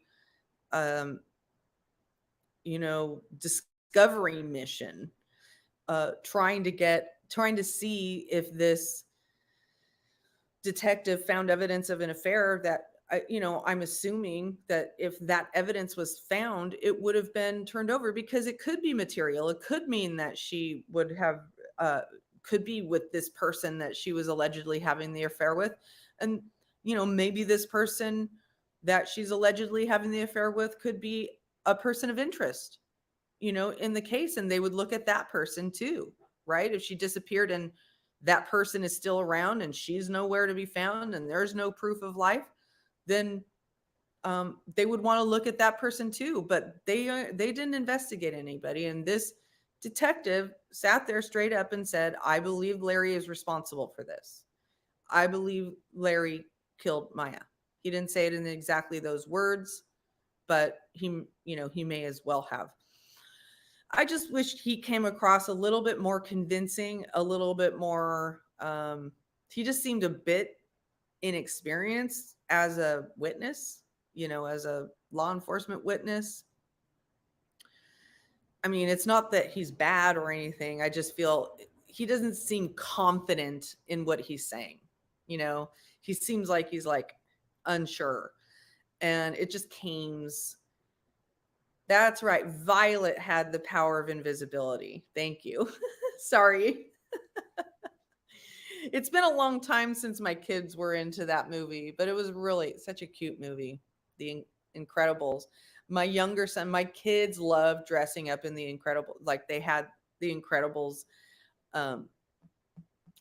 pajamas, and I have this great video of them where they're wearing they're wearing the Incredibles pajamas, and my younger son goes, and he was like 3, I think, at the time. He goes, I'm Mr. Incredible. I missed your incredible. So cute. I just love kids. I just love kids, and I think about May's kids, and I hope to God they're not having to watch this. I mean, I'm sure. So her older daughter has to be 13 by now, right? Her older daughter, eldest daughter was just about to turn, I think she was actually just about to turn 12 when she went missing. So at this point, she's 13 or 14. And she's getting up, and teenagers these days are much more hip to how to get access to information like this. I would be surprised if she wasn't watching this hearing. And how sad. And then the younger daughter is 2 years younger than her, so she would be 11 by now. So it's Laura, Melanie, and Lazarus, and my heart just goes out to them. Let me see if I missed anything. Yeah, I noticed this too. So that's one of the things that the defense counsel was trying to, another piece of spaghetti that defense counsel was trying to put up against the wall was that she was seen by a neighbor after her disappearance. And Lacey Peterson was also seen by a neighbor, but I don't think they were able to prove that. I mean, obviously they didn't give Scott Peterson that, a new trial that he wanted. So, and that was based on a jury, that was based on a jury member that they found may have had some conflicts of interest and didn't, maybe some non-disclosures during voir dire, but it was overruled. So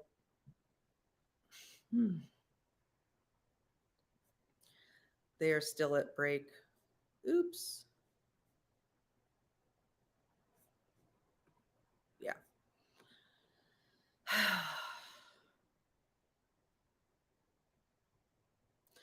I don't know. I don't know how about we take a little vote right now. Based on what you've seen of the preliminary hearing so far, put a 1 in chat if you think that this is going to go to trial. Put a 2 in chat if you think this will not go to trial. I'm a 1.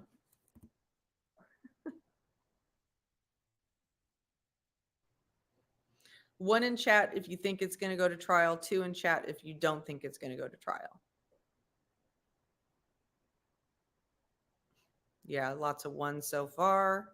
Now, it's not surprising that my chat would say this, because I feel like I've made my, feelings and thoughts about this case pretty well known.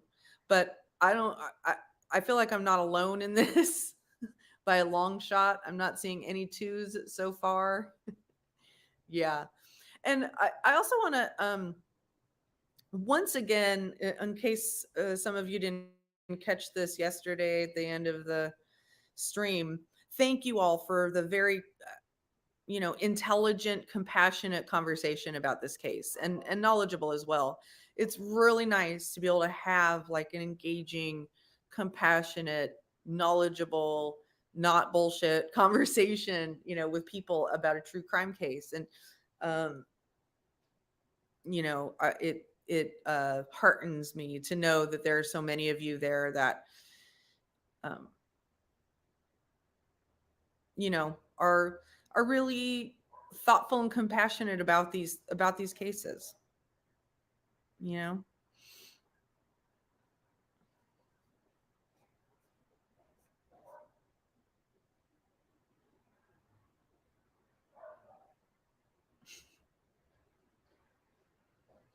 I agree. It's a great chat, Violet.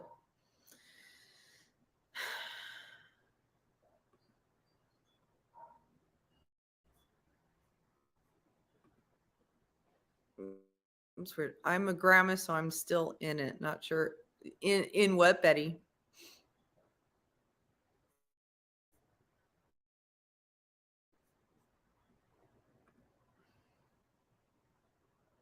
Next is going to be Maya had I know.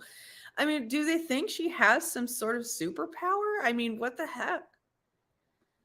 I mean, and you would have to believe that she had a complete change overnight in character. A complete, like change in character overnight from somebody who cared about her children, who spent time with her children, who took her children with her to, Jeep runs and stuff like that, to I'm just going to leave them. I'm just going to take off without them. I'm going to take off without them. I'm not going to get in touch with them ever again. I'm going to leave my entire family behind. She built a helipad on her roof. She somehow got access to the funds that she didn't have before because Larry controlled everything, and she built a helipad and hired a helicopter to pick her up. I mean, what the hell, man? Gene Sullivan says, I think this defense attorney took a page out of Barry Morphew's case. It seems more like Mile. Yeah, exactly. Definitely this victim has been on trial.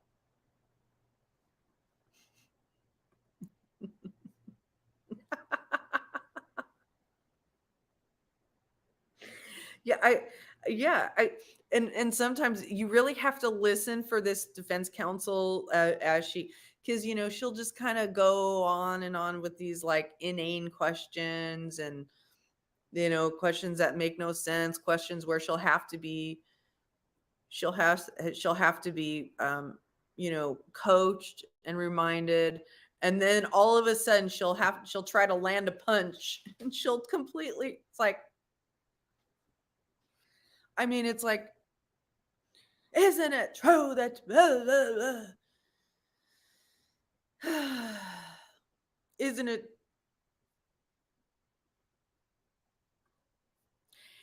it true that Santa Claus was delayed that year because of COVID, and he came and grabbed Maya off the roof that night?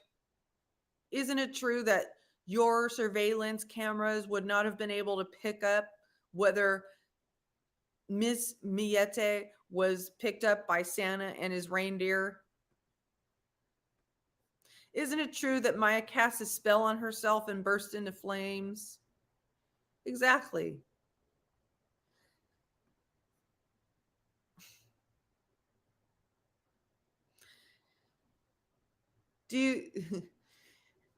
Isn't it, and then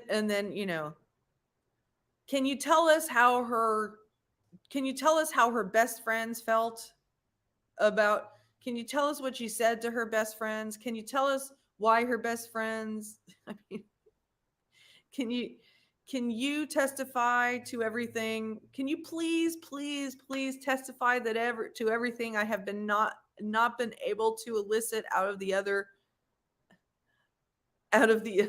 witnesses? Can't the prosecution ask to have the defense counsel's narration? Yeah, I think she did.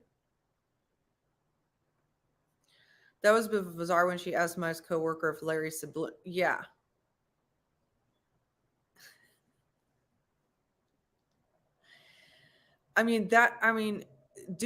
Resorting to subliminal message. I'm really curious about what these subliminal messages were and how it was executed. I know he put a phone under her bed that had white noise with subliminal messages. Judge, can you please help me form a question? Yeah, and then her family and her friends, are up there, and she's like, isn't it true that Maya one night got so drunk that she had to stay at her friend's house? No, she wasn't really a big drinker. Isn't it true that you would go to Temecula and have wine?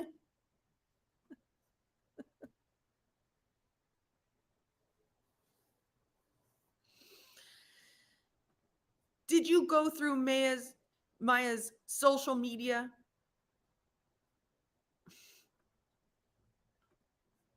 watching this type of emotional trial is hard to do on your own. You make it. Oh, thank you. I appreciate that.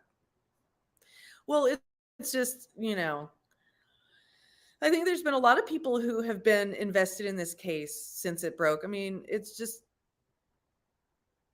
we all have different cases that touch us for various reasons. And I think for me, there's a variety of reasons. It was so like the pattern of behavior is so similar to other cases that were happening at the time. It's really close to where I am proximally. And so it feels kind of, like it feels kind of a little bit like home turf, I'm really familiar with the areas that they're talking about. I'm familiar with the culture and like a lot of the cultural aspects that they're talking about. And also I felt, once I started doing videos about Maya herself and this case, and I was looking at, just looking her up just to get a sense of who she was. And I saw that she's this, I saw that she was, really, even though she was really, really driven and successful, she also had this just quiet, humility about her. I don't mean humility in the humiliation sense. I mean humility in the sense of she was just a humble, understated person. But she was also extremely talented. She could play guitar and piano and sang. And yeah, and that was the other thing that really drove me, that really connected me to the case as well, was the family's devotion and the family's doggedness. And also the other thing that really made me feel affection and endearment toward this family is that they didn't get all messy with social media. They didn't get all messy with YouTubers. And at the time, that was a thing for me where I was comparing a lot because the Watts case became so messy on social media. Oh, it looks like they might be coming back. Hold on.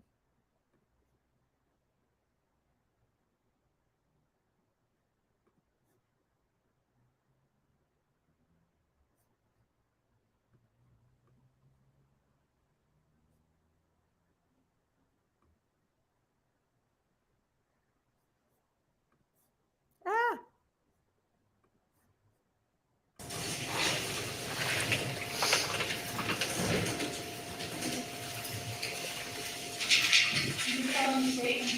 Perjury, but the testimony provided in this matter will be the truth of the whole truth and nothing but the truth. New witness.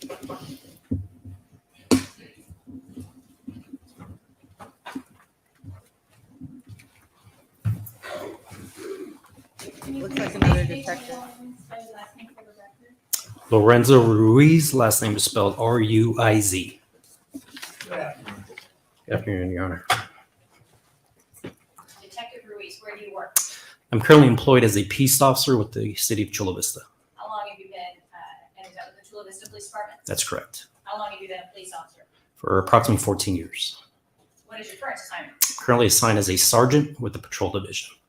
What was your assignment in January of 2021? At that time, I was assigned as a detective with the Crimes of Violence Unit. Were you part of the team assigned to work on a case involving May Millete? I was. As part of that investigation, on January 12th, 2021, and then again on January 22nd, 2021, did you follow up with a company called Uber? I did. What was the purpose of that? To see if any pickups had happened within the area of Larry and May's residence. And were there any? No. On January 13th, did you follow up with a representative of Navy Federal? I'm sorry, you moved so quickly with that.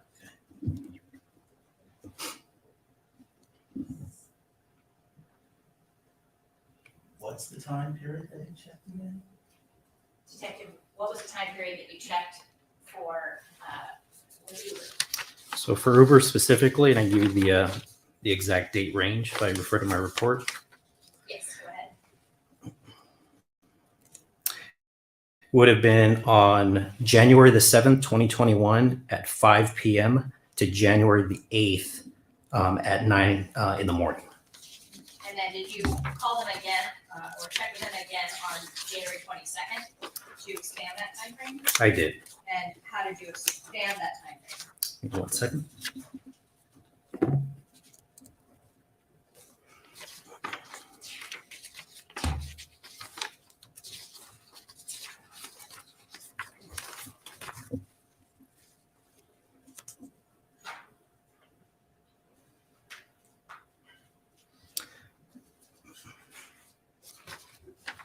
So on January the 13th, I contacted Uber.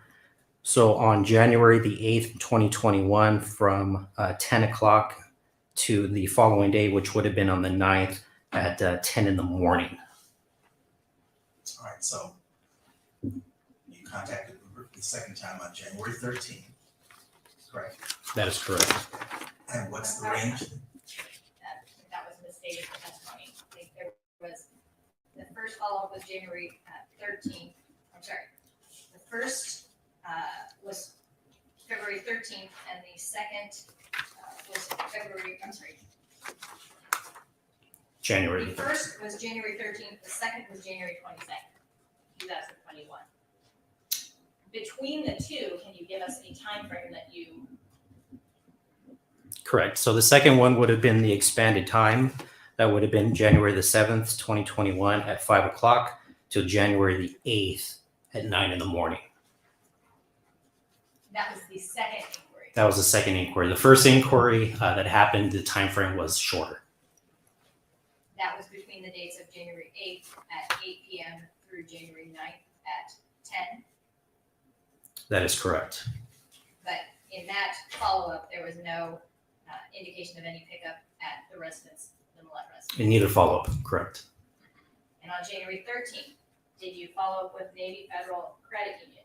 I did. What was the purpose of that? To see if any of, or specifically the Navy Federal debit card was utilized by May.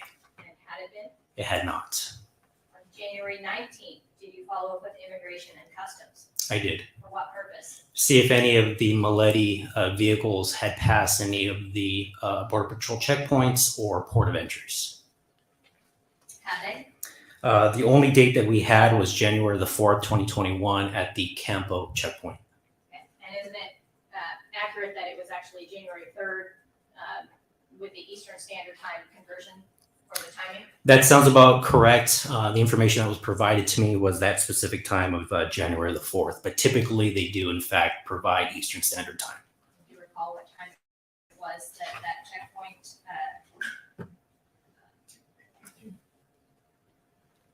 At exact time, I could not. But that was the Campo Border Patrol checkpoint. Correct. Did you also assist in a search warrant executed January 23rd, 2021 at 2413 Paseo Los Gatos? I did. Did your team take possession of certain evidence at that time? We did. And take photos of certain pieces of evidence? We did. I'm going to direct your attention, and Your Honor, may I approach the witness Yes. to direct him to Court's Exhibit 20.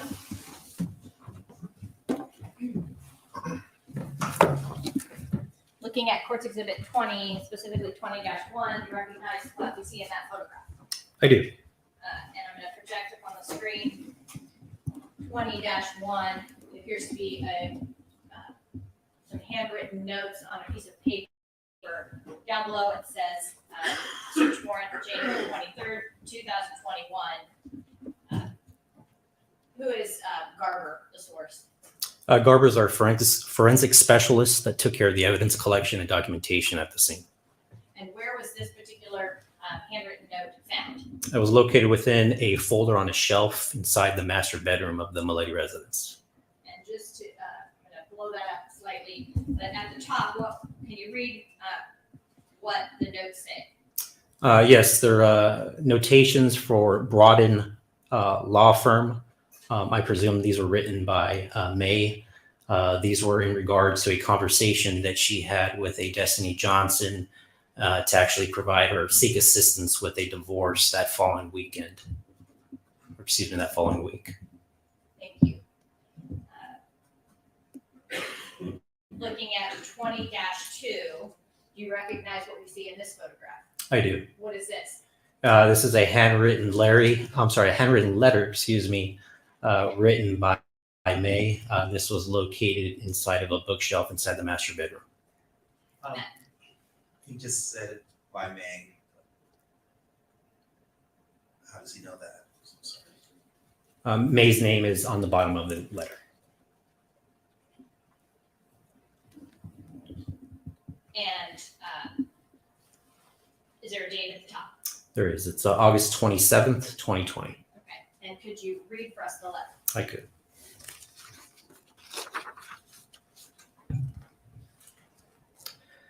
So, August 27, 2020. Dear Larry, you are right. I am not I remember my corporate photo. I apologize. Just thinking that. Okay. Dear Larry, you are right. I am not myself anymore. I've turned into this bitter, angry person who was careless with her words. But this is what our marriage has turned me into, and I hate it. I hate that you get so angry all the time, and you find and you speak so righteously while I speak so bitterly. You want to keep trying, but each time I'm outside the house and not within your view, we are fighting. It's unhealthy. It's toxic. We need to change. But with the kids in mind, I hate, or I want to be happy, and happy is not with you. We cannot be doing the same thing, expecting the same results.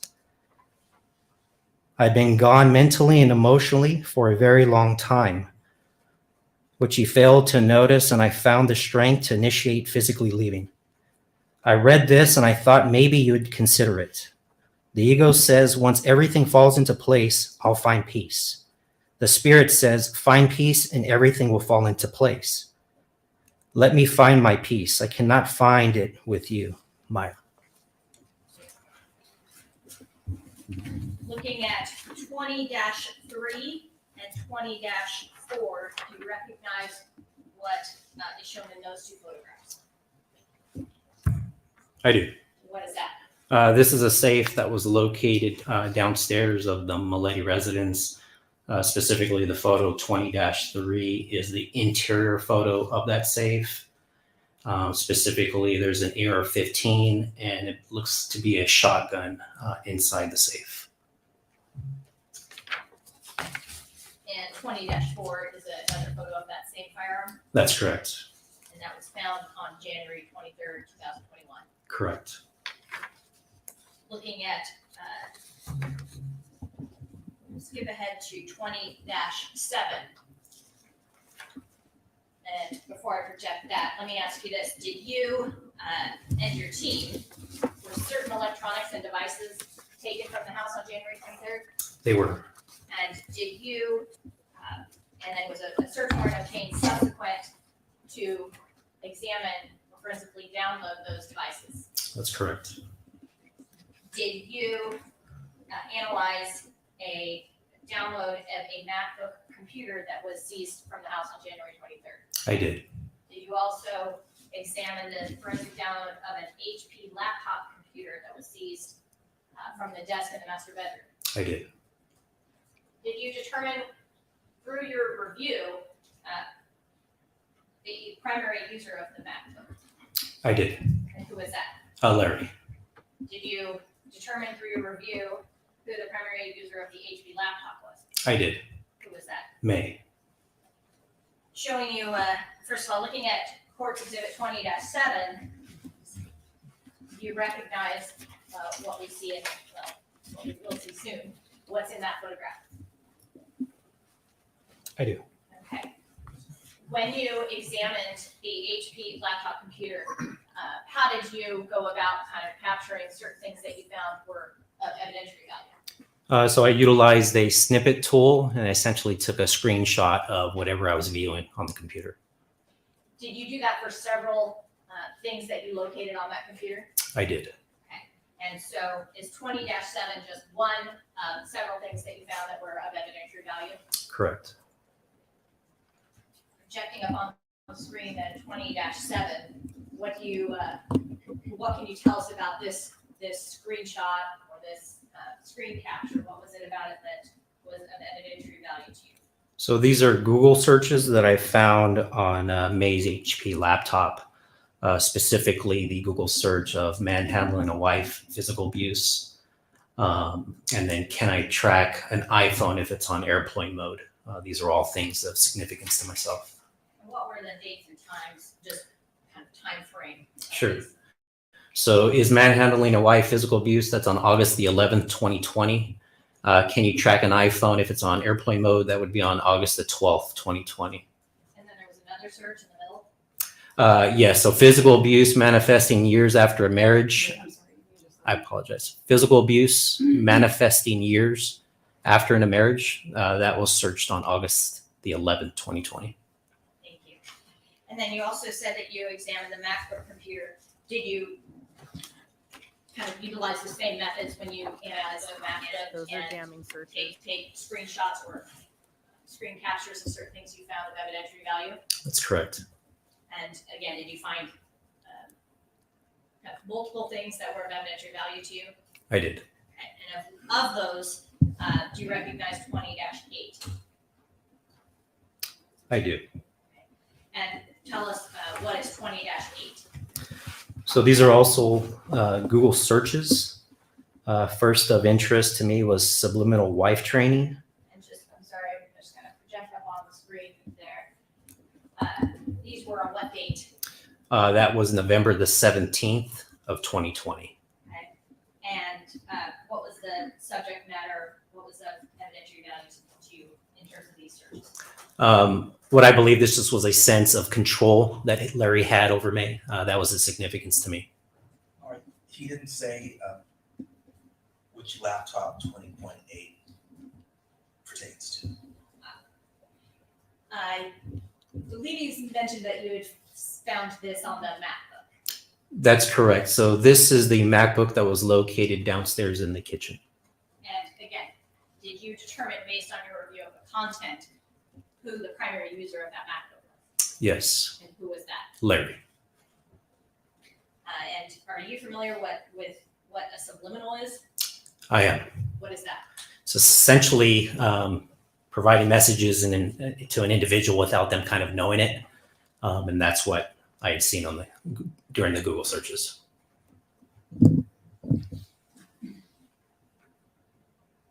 Right, he did say it was the MacBook. I just didn't catch it. Did you all see what he searched? Been a long day. Lowering those searches? Thank you, Your Honor. Did you also assist in a search warrant on October 19th, 2021 at 2413 Sale Los Gatos? I did.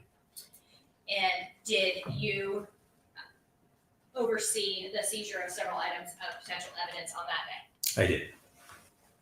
I'm going to direct your attention to Court Exhibit 21, which I think should be the next in order of the binder, and ask you, starting with 21-1, do you recognize what's in that exhibit?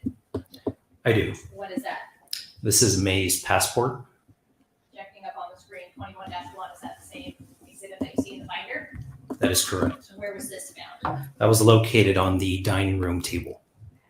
And is this an active passport? No, it was expired. Expired November the 29th, 2020.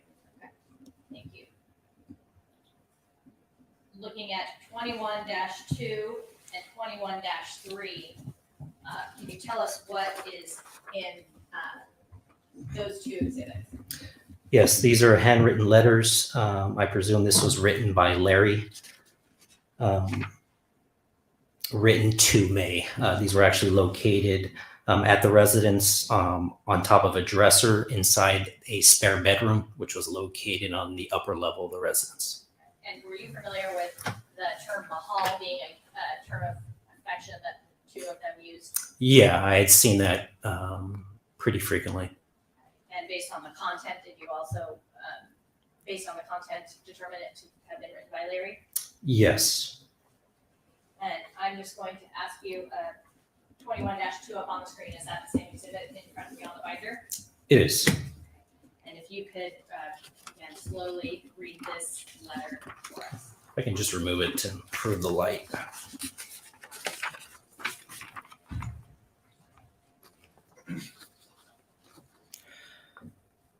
So Maya, as much as I want us to be together, my goal with this letter is not to change your mind, but to hope to say some things that will help your heart, or to help heal your heart.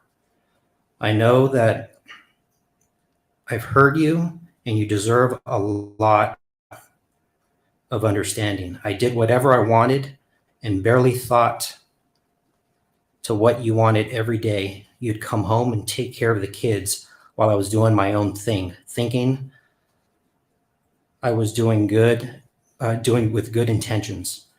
For years, you begged me for help, but I just offended myself and ignored you. How dreadful that must have been for you. I'm supposed to be protecting you, but instead became the biggest threat to your sanity. I reflected a lot and realized that all those times you've tried to share your heart with me, I would just shut you down, like you were attacking me or starting an argument. You thought that your heart would be safe with me, so you gave me your all. But I left you feeling neglected and insignificant.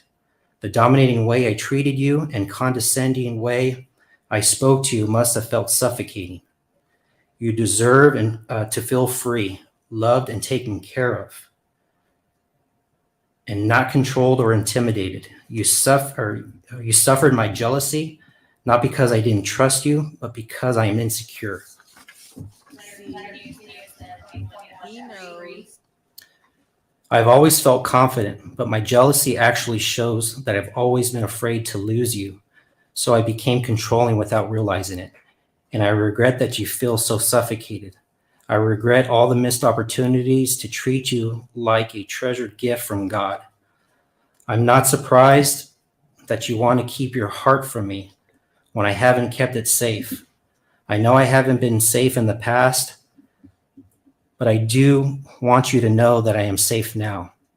Please know, if you ever need someone to listen to your heart and share your pain with, I am here for you. I know I can be the man you want me to be. I want to be that man you once loved and adored.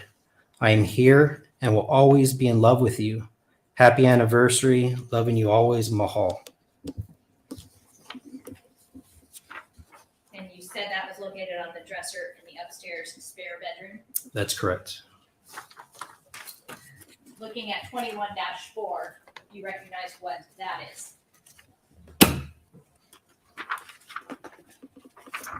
Yes, I do. Is that the same exhibit that's depicted up on the screen? It is. And where was this located? That was located on a desk inside Lars' bedroom. Showing you 21-5, you recognize what this is a photograph of. I do. What is this? Those are spell books that we located in the downstairs closet where the safe is located.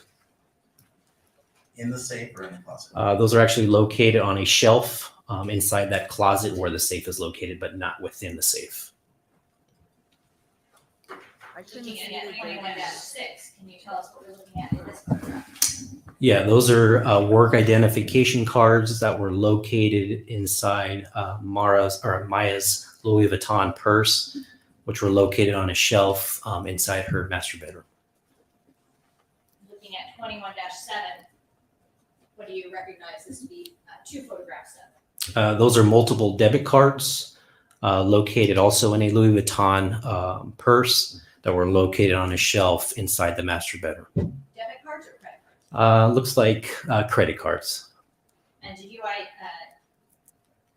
examine each of these to determine whether or not they were expired? I did. Okay, can we start with the one at the top, the red one? And you have did you give a report that documented each of these? I do. And would it would it refresh your memory to take a look at that report? It would. What's he going to tell us regarding? The expiration date, whether or not they're valid. Were there any that were expired? Some of them were expired. Some of them were, in fact, still good.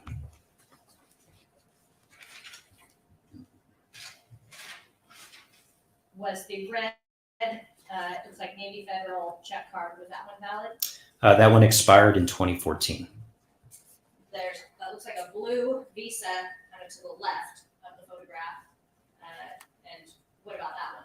That one was current till December of 2023. The gray city Visa in the left lower corner, what about that one? That one was expired in 2019. The darker blue Visa city on the lower right corner, what about that one? That one was current till 2024. And what about this Hawaiian Airlines credit card ending 8302? That one was also current till 2024.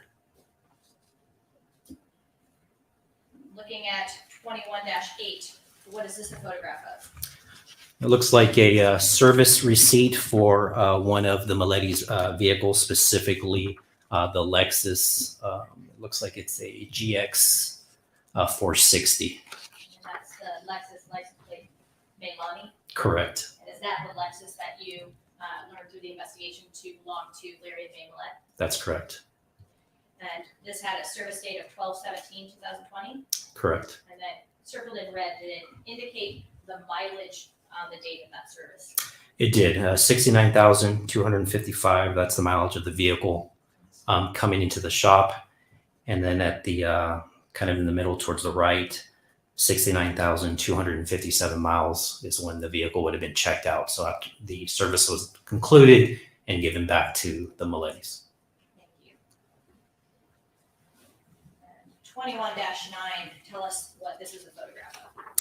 And to be clear, there's two photographs, one on the left here in the suitcase and then one on the right, a close-up of the luggage tag. Correct. This is a piece of luggage that we located in the downstairs living room.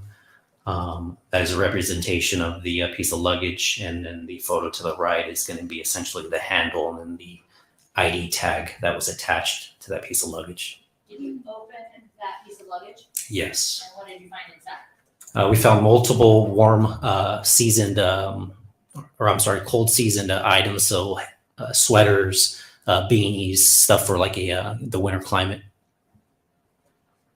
Showing you 21-10. There's 4 photos on this slide. Are these a few photos of some of the items you found inside that suitcase? Correct. And just to be clear, the exhibits I've been projecting up on the screen are the same exhibits that you see in front of you on the binder. That is correct. And then 21-11, there's 3 photos in this exhibit. Tell us what we see up in the upper left corner of the exhibit. So this is a photo of the Millete's backyard, so kind of like the patio area, specifically the chimney that's in the corner. And what about on on October 19th, 2021, was there anything of significance inside the fireplace? Yes, from what I believe was a credit card. That's actually going to be a photo of it in the middle towards the bottom that had been burnt beyond recognition. What about on the right side? Those are just multiple other items that we located inside that chimney as well. Those items were with the credit card. These were items found on October 19th. Correct. Great. Thank you, Dr. Ryan. Oh, yes. Yes, well, those items, what did those multiple items that were burned appear to be to you in courts 2111? To me, The number 2 evidence. so to me, it appeared that it was some type of a letter, so some type of an envelope that contained a credit card that was ultimately burned. Did not know specifically what credit card it was or who it was addressed to, who it belonged to. The letter didn't help you tie it in with the card. No. Did you think the letter was associated with the card? Potentially, yes. There was multiple items inside that chimney. I couldn't tell you for sure if they were in fact related. You're saying the card was so burnt that you couldn't obtain any information from it? Correct. Okay, thank you. Thank you, Your Honor. I have no other questions for this one. Cross-examination. Thank you, Your Honor. Good afternoon, officer. Good afternoon. When you searched the Millete residence, was that on January 23, 2021, starting in the morning? It was January the 23rd. I couldn't tell you what time we started the search warrant without reflecting to my report. Sure.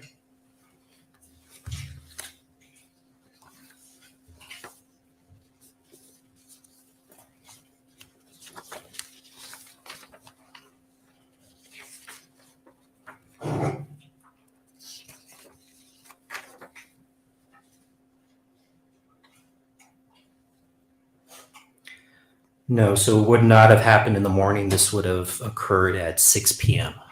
That was the time that the search warrant was initiated. And what time did you conclude the search? I can look at my report. Since I was not the scene agent on that, I could not provide you an accurate time because that is not my responsibility for that search. That when you left the scene, where did you go as a team? Did you leave the scene together, or the other detectives and what have you remained? What is the relevance of this? Yeah, I just wanted to know the limitation or scope of what he in fact searched. I want to ask him if he searched the attic. Okay, well, then ask him if he searched the attic. I don't know what time he got there and left. I don't see the relevance. So, Detective, did you search the attic? No, I did not.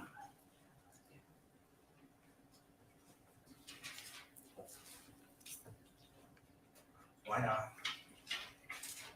not? There's multiple areas to search within that residence. I was busy searching something else. I believe on that date, I was actually responsible for transporting the Lexus back to our police station.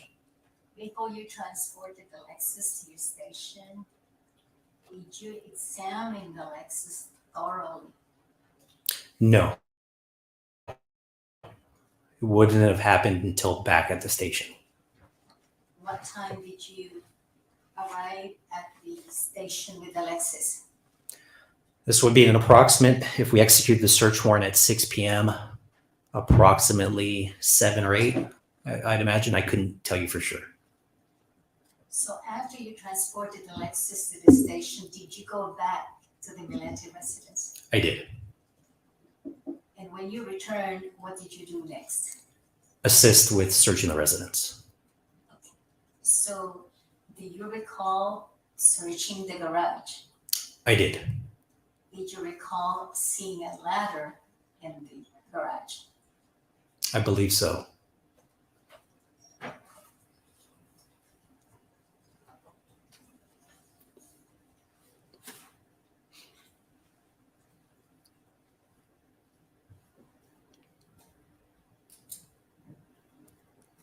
Did you search Miss Millete's luggages in the residence? I may have, but nothing of significance comes to mind right now in regards to the initial search warrant. What, if any, stood up that attracted your attention that had any evidentiary value? Objection obeyed. Yes, it is. You're talking about the January 23rd search, and that's the date where they took all those photographs. So you should be more specific. During the search of January 23, 2021, at around 6 p.m. or so, did anything in the residence became obvious to you that had some evidentiary value in your search? Obvious to what regard? What do you specifically what? You were there because pursuant to search warrant and that there's some suspicion that a crime may have occurred, right? Correct. And you knew that there were some suspicious activities in that residence according to the Chula Vista police officers, correct? Correct. So did anything stand out or was obvious to you that would support that suspicion a crime was committed in the residence? The one thing that stands out in my mind was the hole that was in the master bedroom door that had since been patched. I thought that was definitely of significance. Did not appear to be an accidental hole, more of an intentional damage to the door, specifically the master bedroom. I thought that was pretty significant. And at that time, when you saw that hole, how many holes were there in that door? I believe there's just one large hole. Was that large hole patched or unpatched when you saw it? It was patched. Did you determine whether the patching was old or new? I did not do any type of processing on it. So was the door completely fixed? The door was fixed, although the patch job wasn't that nice. It was, wasn't sanded. It was definitely, something that somebody had patched, not trying to make it look anything nice, just kind of fixing the problem. No holes whatsoever. I could put up a picture that we have. Sure. Let's do that. And tell me what you see.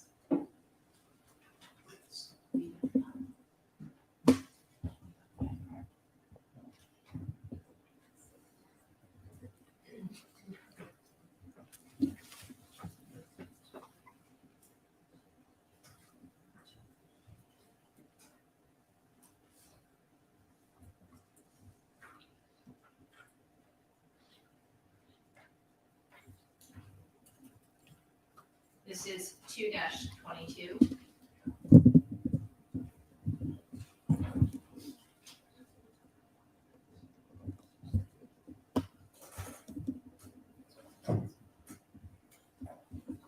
Viewing that photograph, sorry,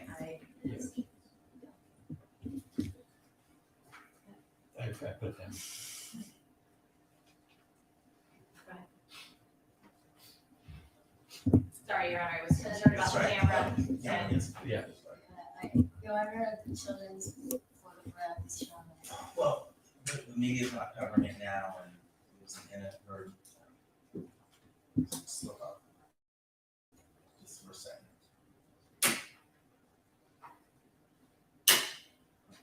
And actually, we don't have to put it up. We don't, I just. My folder, and he's got a copy, she's got a copy, I've got a copy, so. Fine. Okay. Can you determine how many holes was there before a patch up was done? Could there be multiple holes in that one kind of circumference? Possibly, but I couldn't tell you for sure.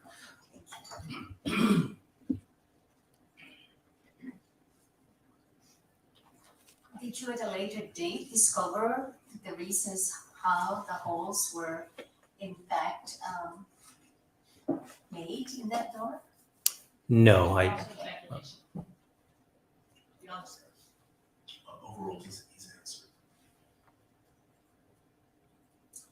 What was the reason for you checking for the Uber deliveries to the Millete residence?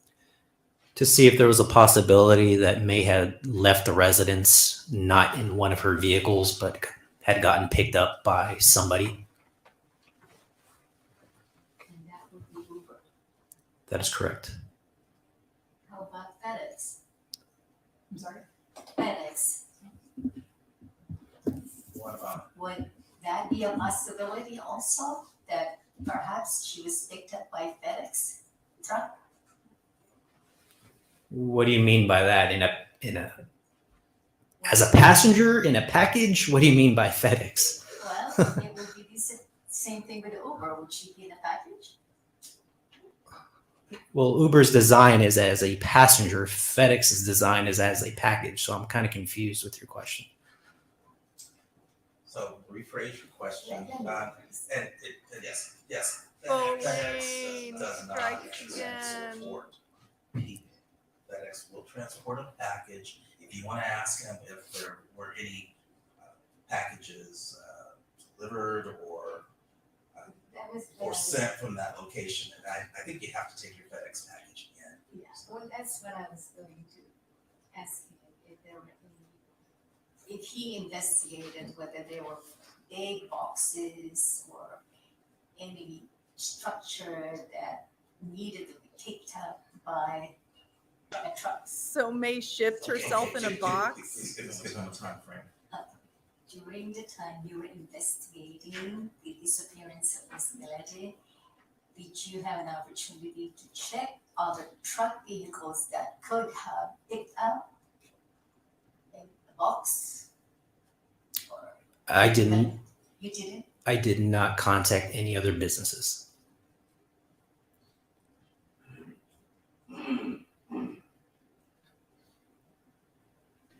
That stretch must have hurt bad. You discussed the credit cards from the NFCU.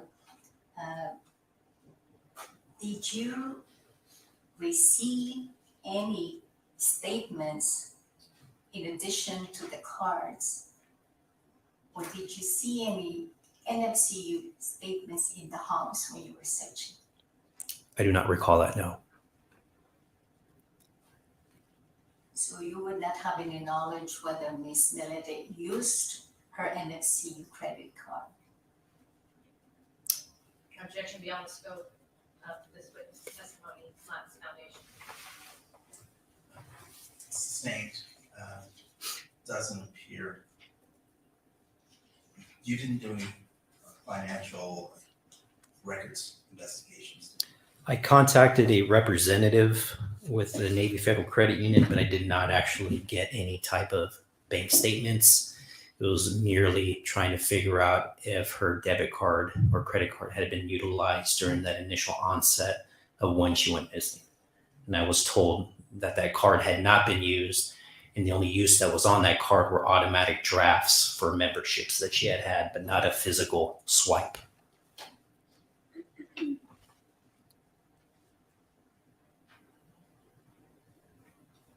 When they told you it hadn't been, that the credit card was not used, what dates did they give you exactly? Was it 30 days, 60 days? So it would have been within that few days, but I can give you the exact dates if you'd like. Did you follow up after those dates were given to you? Did you call NFCU again to follow up if there were any charges aside from the automatic charges?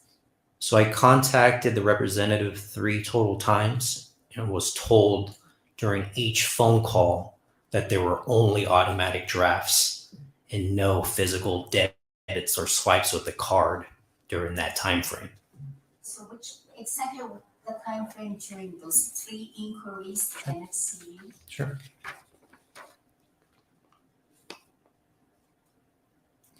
So on November the 12th, contacted the representative and was informed that the day prior that there was an automatic debit on the card for SeaWorld. Again, I contacted them the following day, which would have been on the 13th, 2021. And was informed again that there were only automatic payments posted on that card.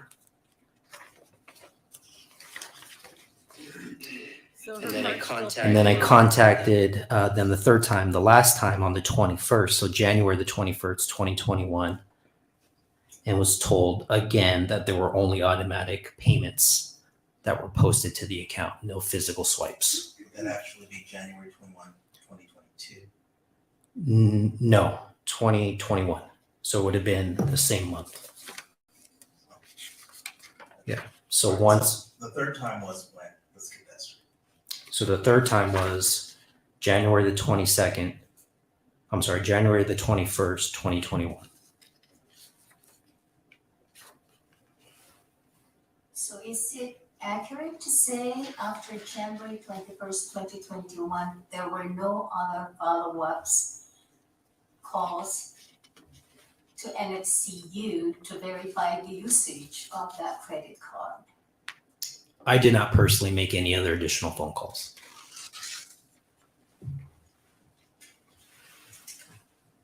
Let's have those 3 dates again. Sure. Yeah, I think he messed up those 3 dates Full dates. because he started out saying November. So the first was January the 13th, or I apologize, January the 12th, 2021. Second one was January the 13th, 2021. And then the last one would have been January the 21st, 2021. Thank you.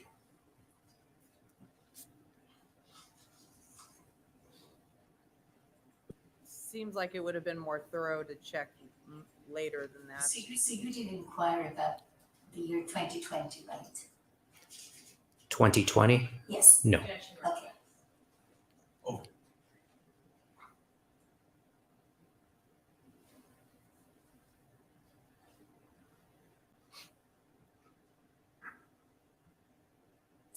And let me ask you about the Campo checkpoint. You recall your earlier statements about that?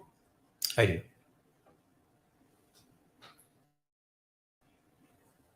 Do you recall use by Ms. Millete during that Campo checkpoint incident? Do I recall which vehicle went through the checkpoint? Yes, Ms. Millete was driving. Yes, What vehicle? the Jeep Wrangler. Was there any passengers with her in the Jeep Rubicon? Yes, that's her speculation. And sort of over I don't know. I don't know if that's noted or not by the individuals at the checkpoint. I don't know if she was driving. What's your objection, or can you shed some light on it? My objection is it calls for speculation. The photograph is very dark. The checkpoint information provided says it's undetermined. My objection is lack of foundation. That was undetermined. The number of passengers, the photograph is dark. It is you cannot see into the vehicle. My objection is lack of foundation and speculation on this detective's part that he would be able to know whether or not there were any passengers inside the Jeep. Can't you even tell if it was her driving? I think he probably could. Let's backtrack then. Okay, so is it one of our exhibits? No. Right, so tell me about this photo. In this photo, you believe from the Campo checkpoint, you believe that you can identify May as the driver. I believe you can see a female sitting in the driver's seat. I don't remember actually being able to see the face based on the direction or the angle, but it did appear to be a female. Could you see anyone else? No. Did you see the license plate on that vehicle? I don't recall, but those license plate readers are based off of reading the license plate.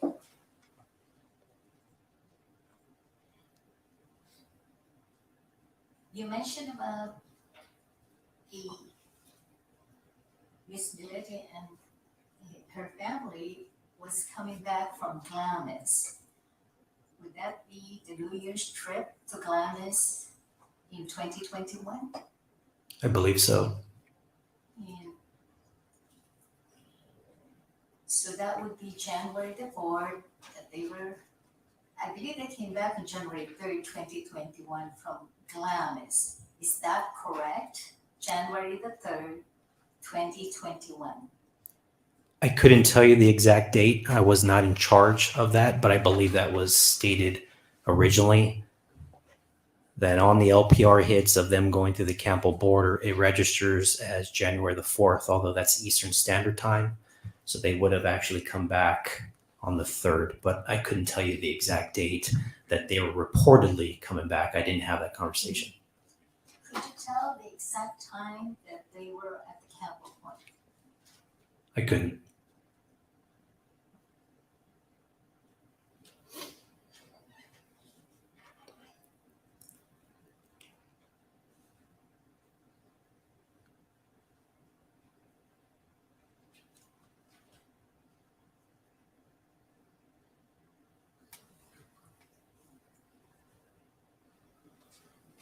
Did you find any other handwriting letters that was authored by May Millete when you did your search at their home on January 23, 2021? There were other letters. If I can check the dates. Object beyond the scope. Yes, I'm going to sustain it beyond the scope objection, and it appears to be it's for discovery purposes. It's about time to wrap up. Do you have any more questions for this witness? Well, Your Honor, I just wanted to clarify certain things and this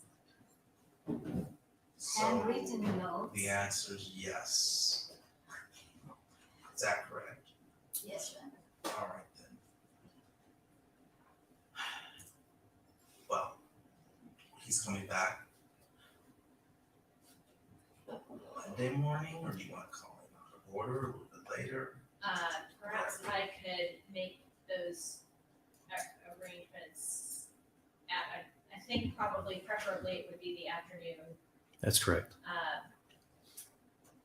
To resume cross-examination, if that is agreement to counsel. Yes. And the reason why we're doing this is Yes, he works graveyards and it's just for his own health, well-being, safety, that he be allowed to testify in the afternoon, given his schedule. and I was thinking maybe we'd be wrapping up Monday morning. I don't know. So then still perhaps you can come first thing at one. Oh, you don't see us wrapping up Monday. Okay. All right, that's a question. Yeah, I don't, and unfortunately not at this rate, but About an hour, Violet. We're going to recess, sir. You're ordered back, and you can be in contact with the DA's office as to the time that you'll come back. We'll try and accommodate your schedule so that you are wide and awake when you're doing your midnight duties. Thank you, Your Honor. Thank you. Have a nice weekend. Okay. From recess.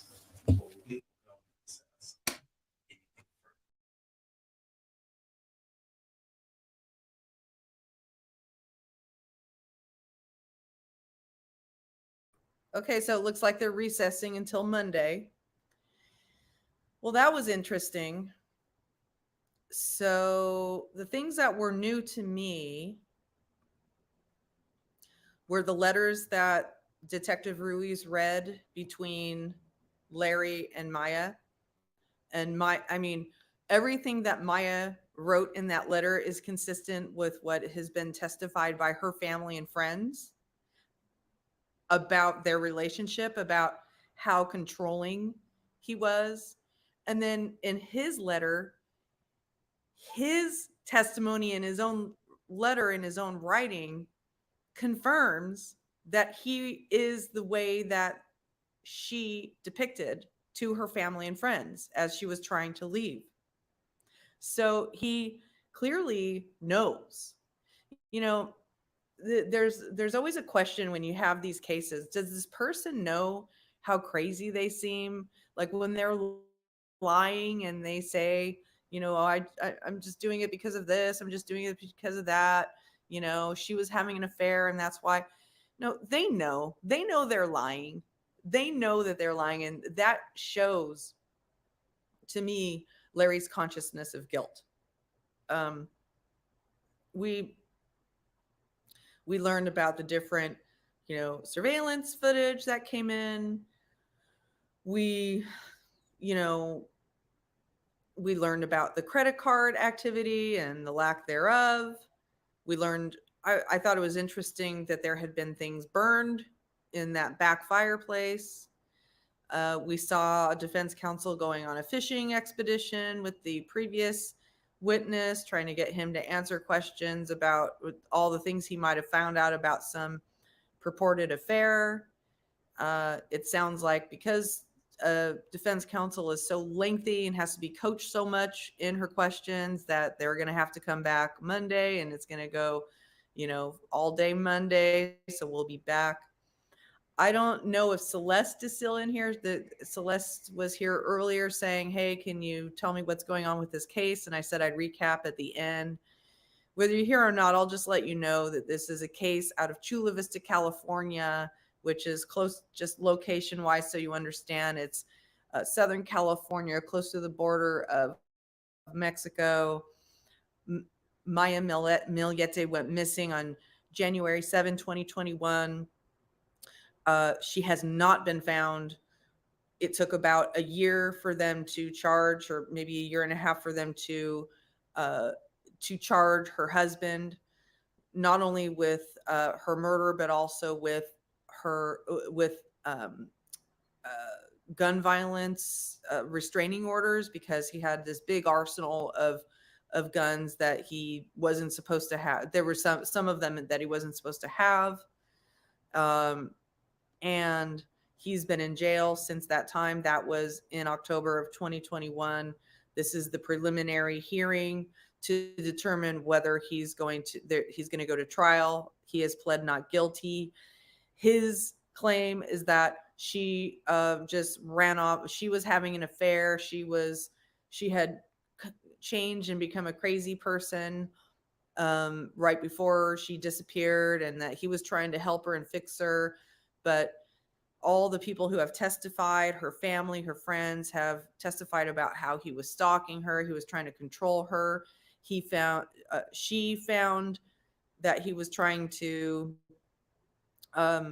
control her subliminally through messages that he put on a phone under her bed. They showed the searches that were on Larry's laptop. And that was surprising to me, where he does searches that says, subliminal control of wife. And, I don't want to say these words, but this is what it said. It said subliminally get wife to suck cock, basically. And then they showed the searches by Maya, and her searches were, domestic violence after a long marriage, basically painting a picture of how she felt that things were going on in her marriage.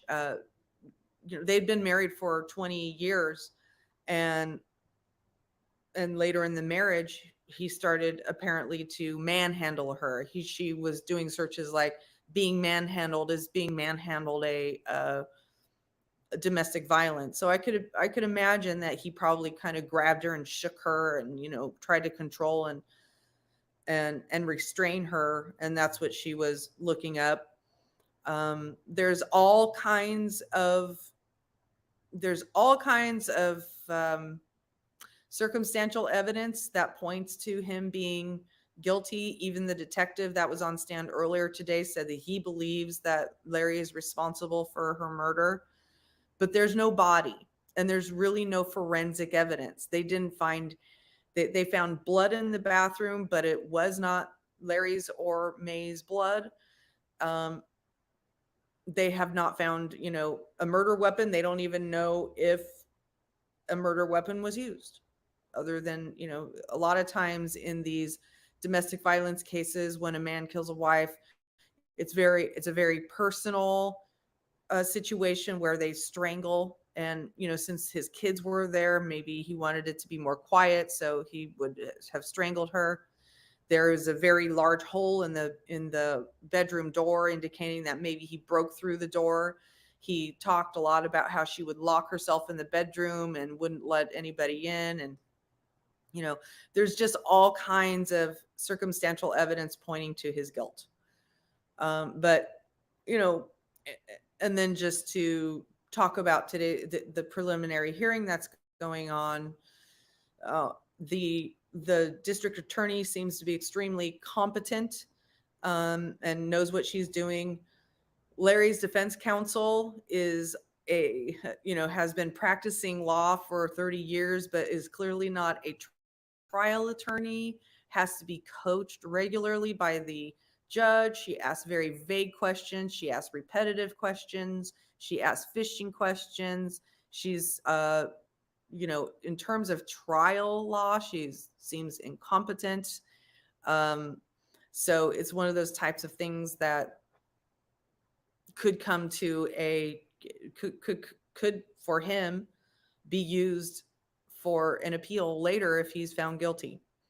I did a poll in the chat earlier, put a 1 in the chat, 2 in the chat if you think this will go to trial. Overwhelmingly, I don't think I saw any 2s indicating that anybody thinks this won't go to trial. It'll go to trial, and we'll go from there. But we still have at least another day's worth of testimony. I'll be here on Monday to cover it. I hope you will join me. I hope you remember to hit the thumbs up and consider becoming a member. And most of all, since it's Friday, I hope you will have the best weekend you can possibly have.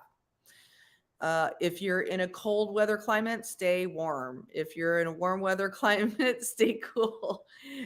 Just stay safe and happy, and treat everybody kindly, because you really have no idea what's going on in private lives. You think, if you take Maya Millete as an example, she hid all of her struggles from her family and friends. It sounds like her friends got a little bit more of the information, but her family had no idea how difficult it was for Maya in her marriage until the end. And it was very difficult. That makes it, it's just really hard for them to hear and to understand. And it just shows that even sometimes the people closest to you don't know the private struggles. So just be kind. Why add on to that? Why add on to anybody's misery, right? Anyway, thanks again for joining. Thanks for the wonderful conversation and for keeping it respectful, and have a great weekend. Peace out.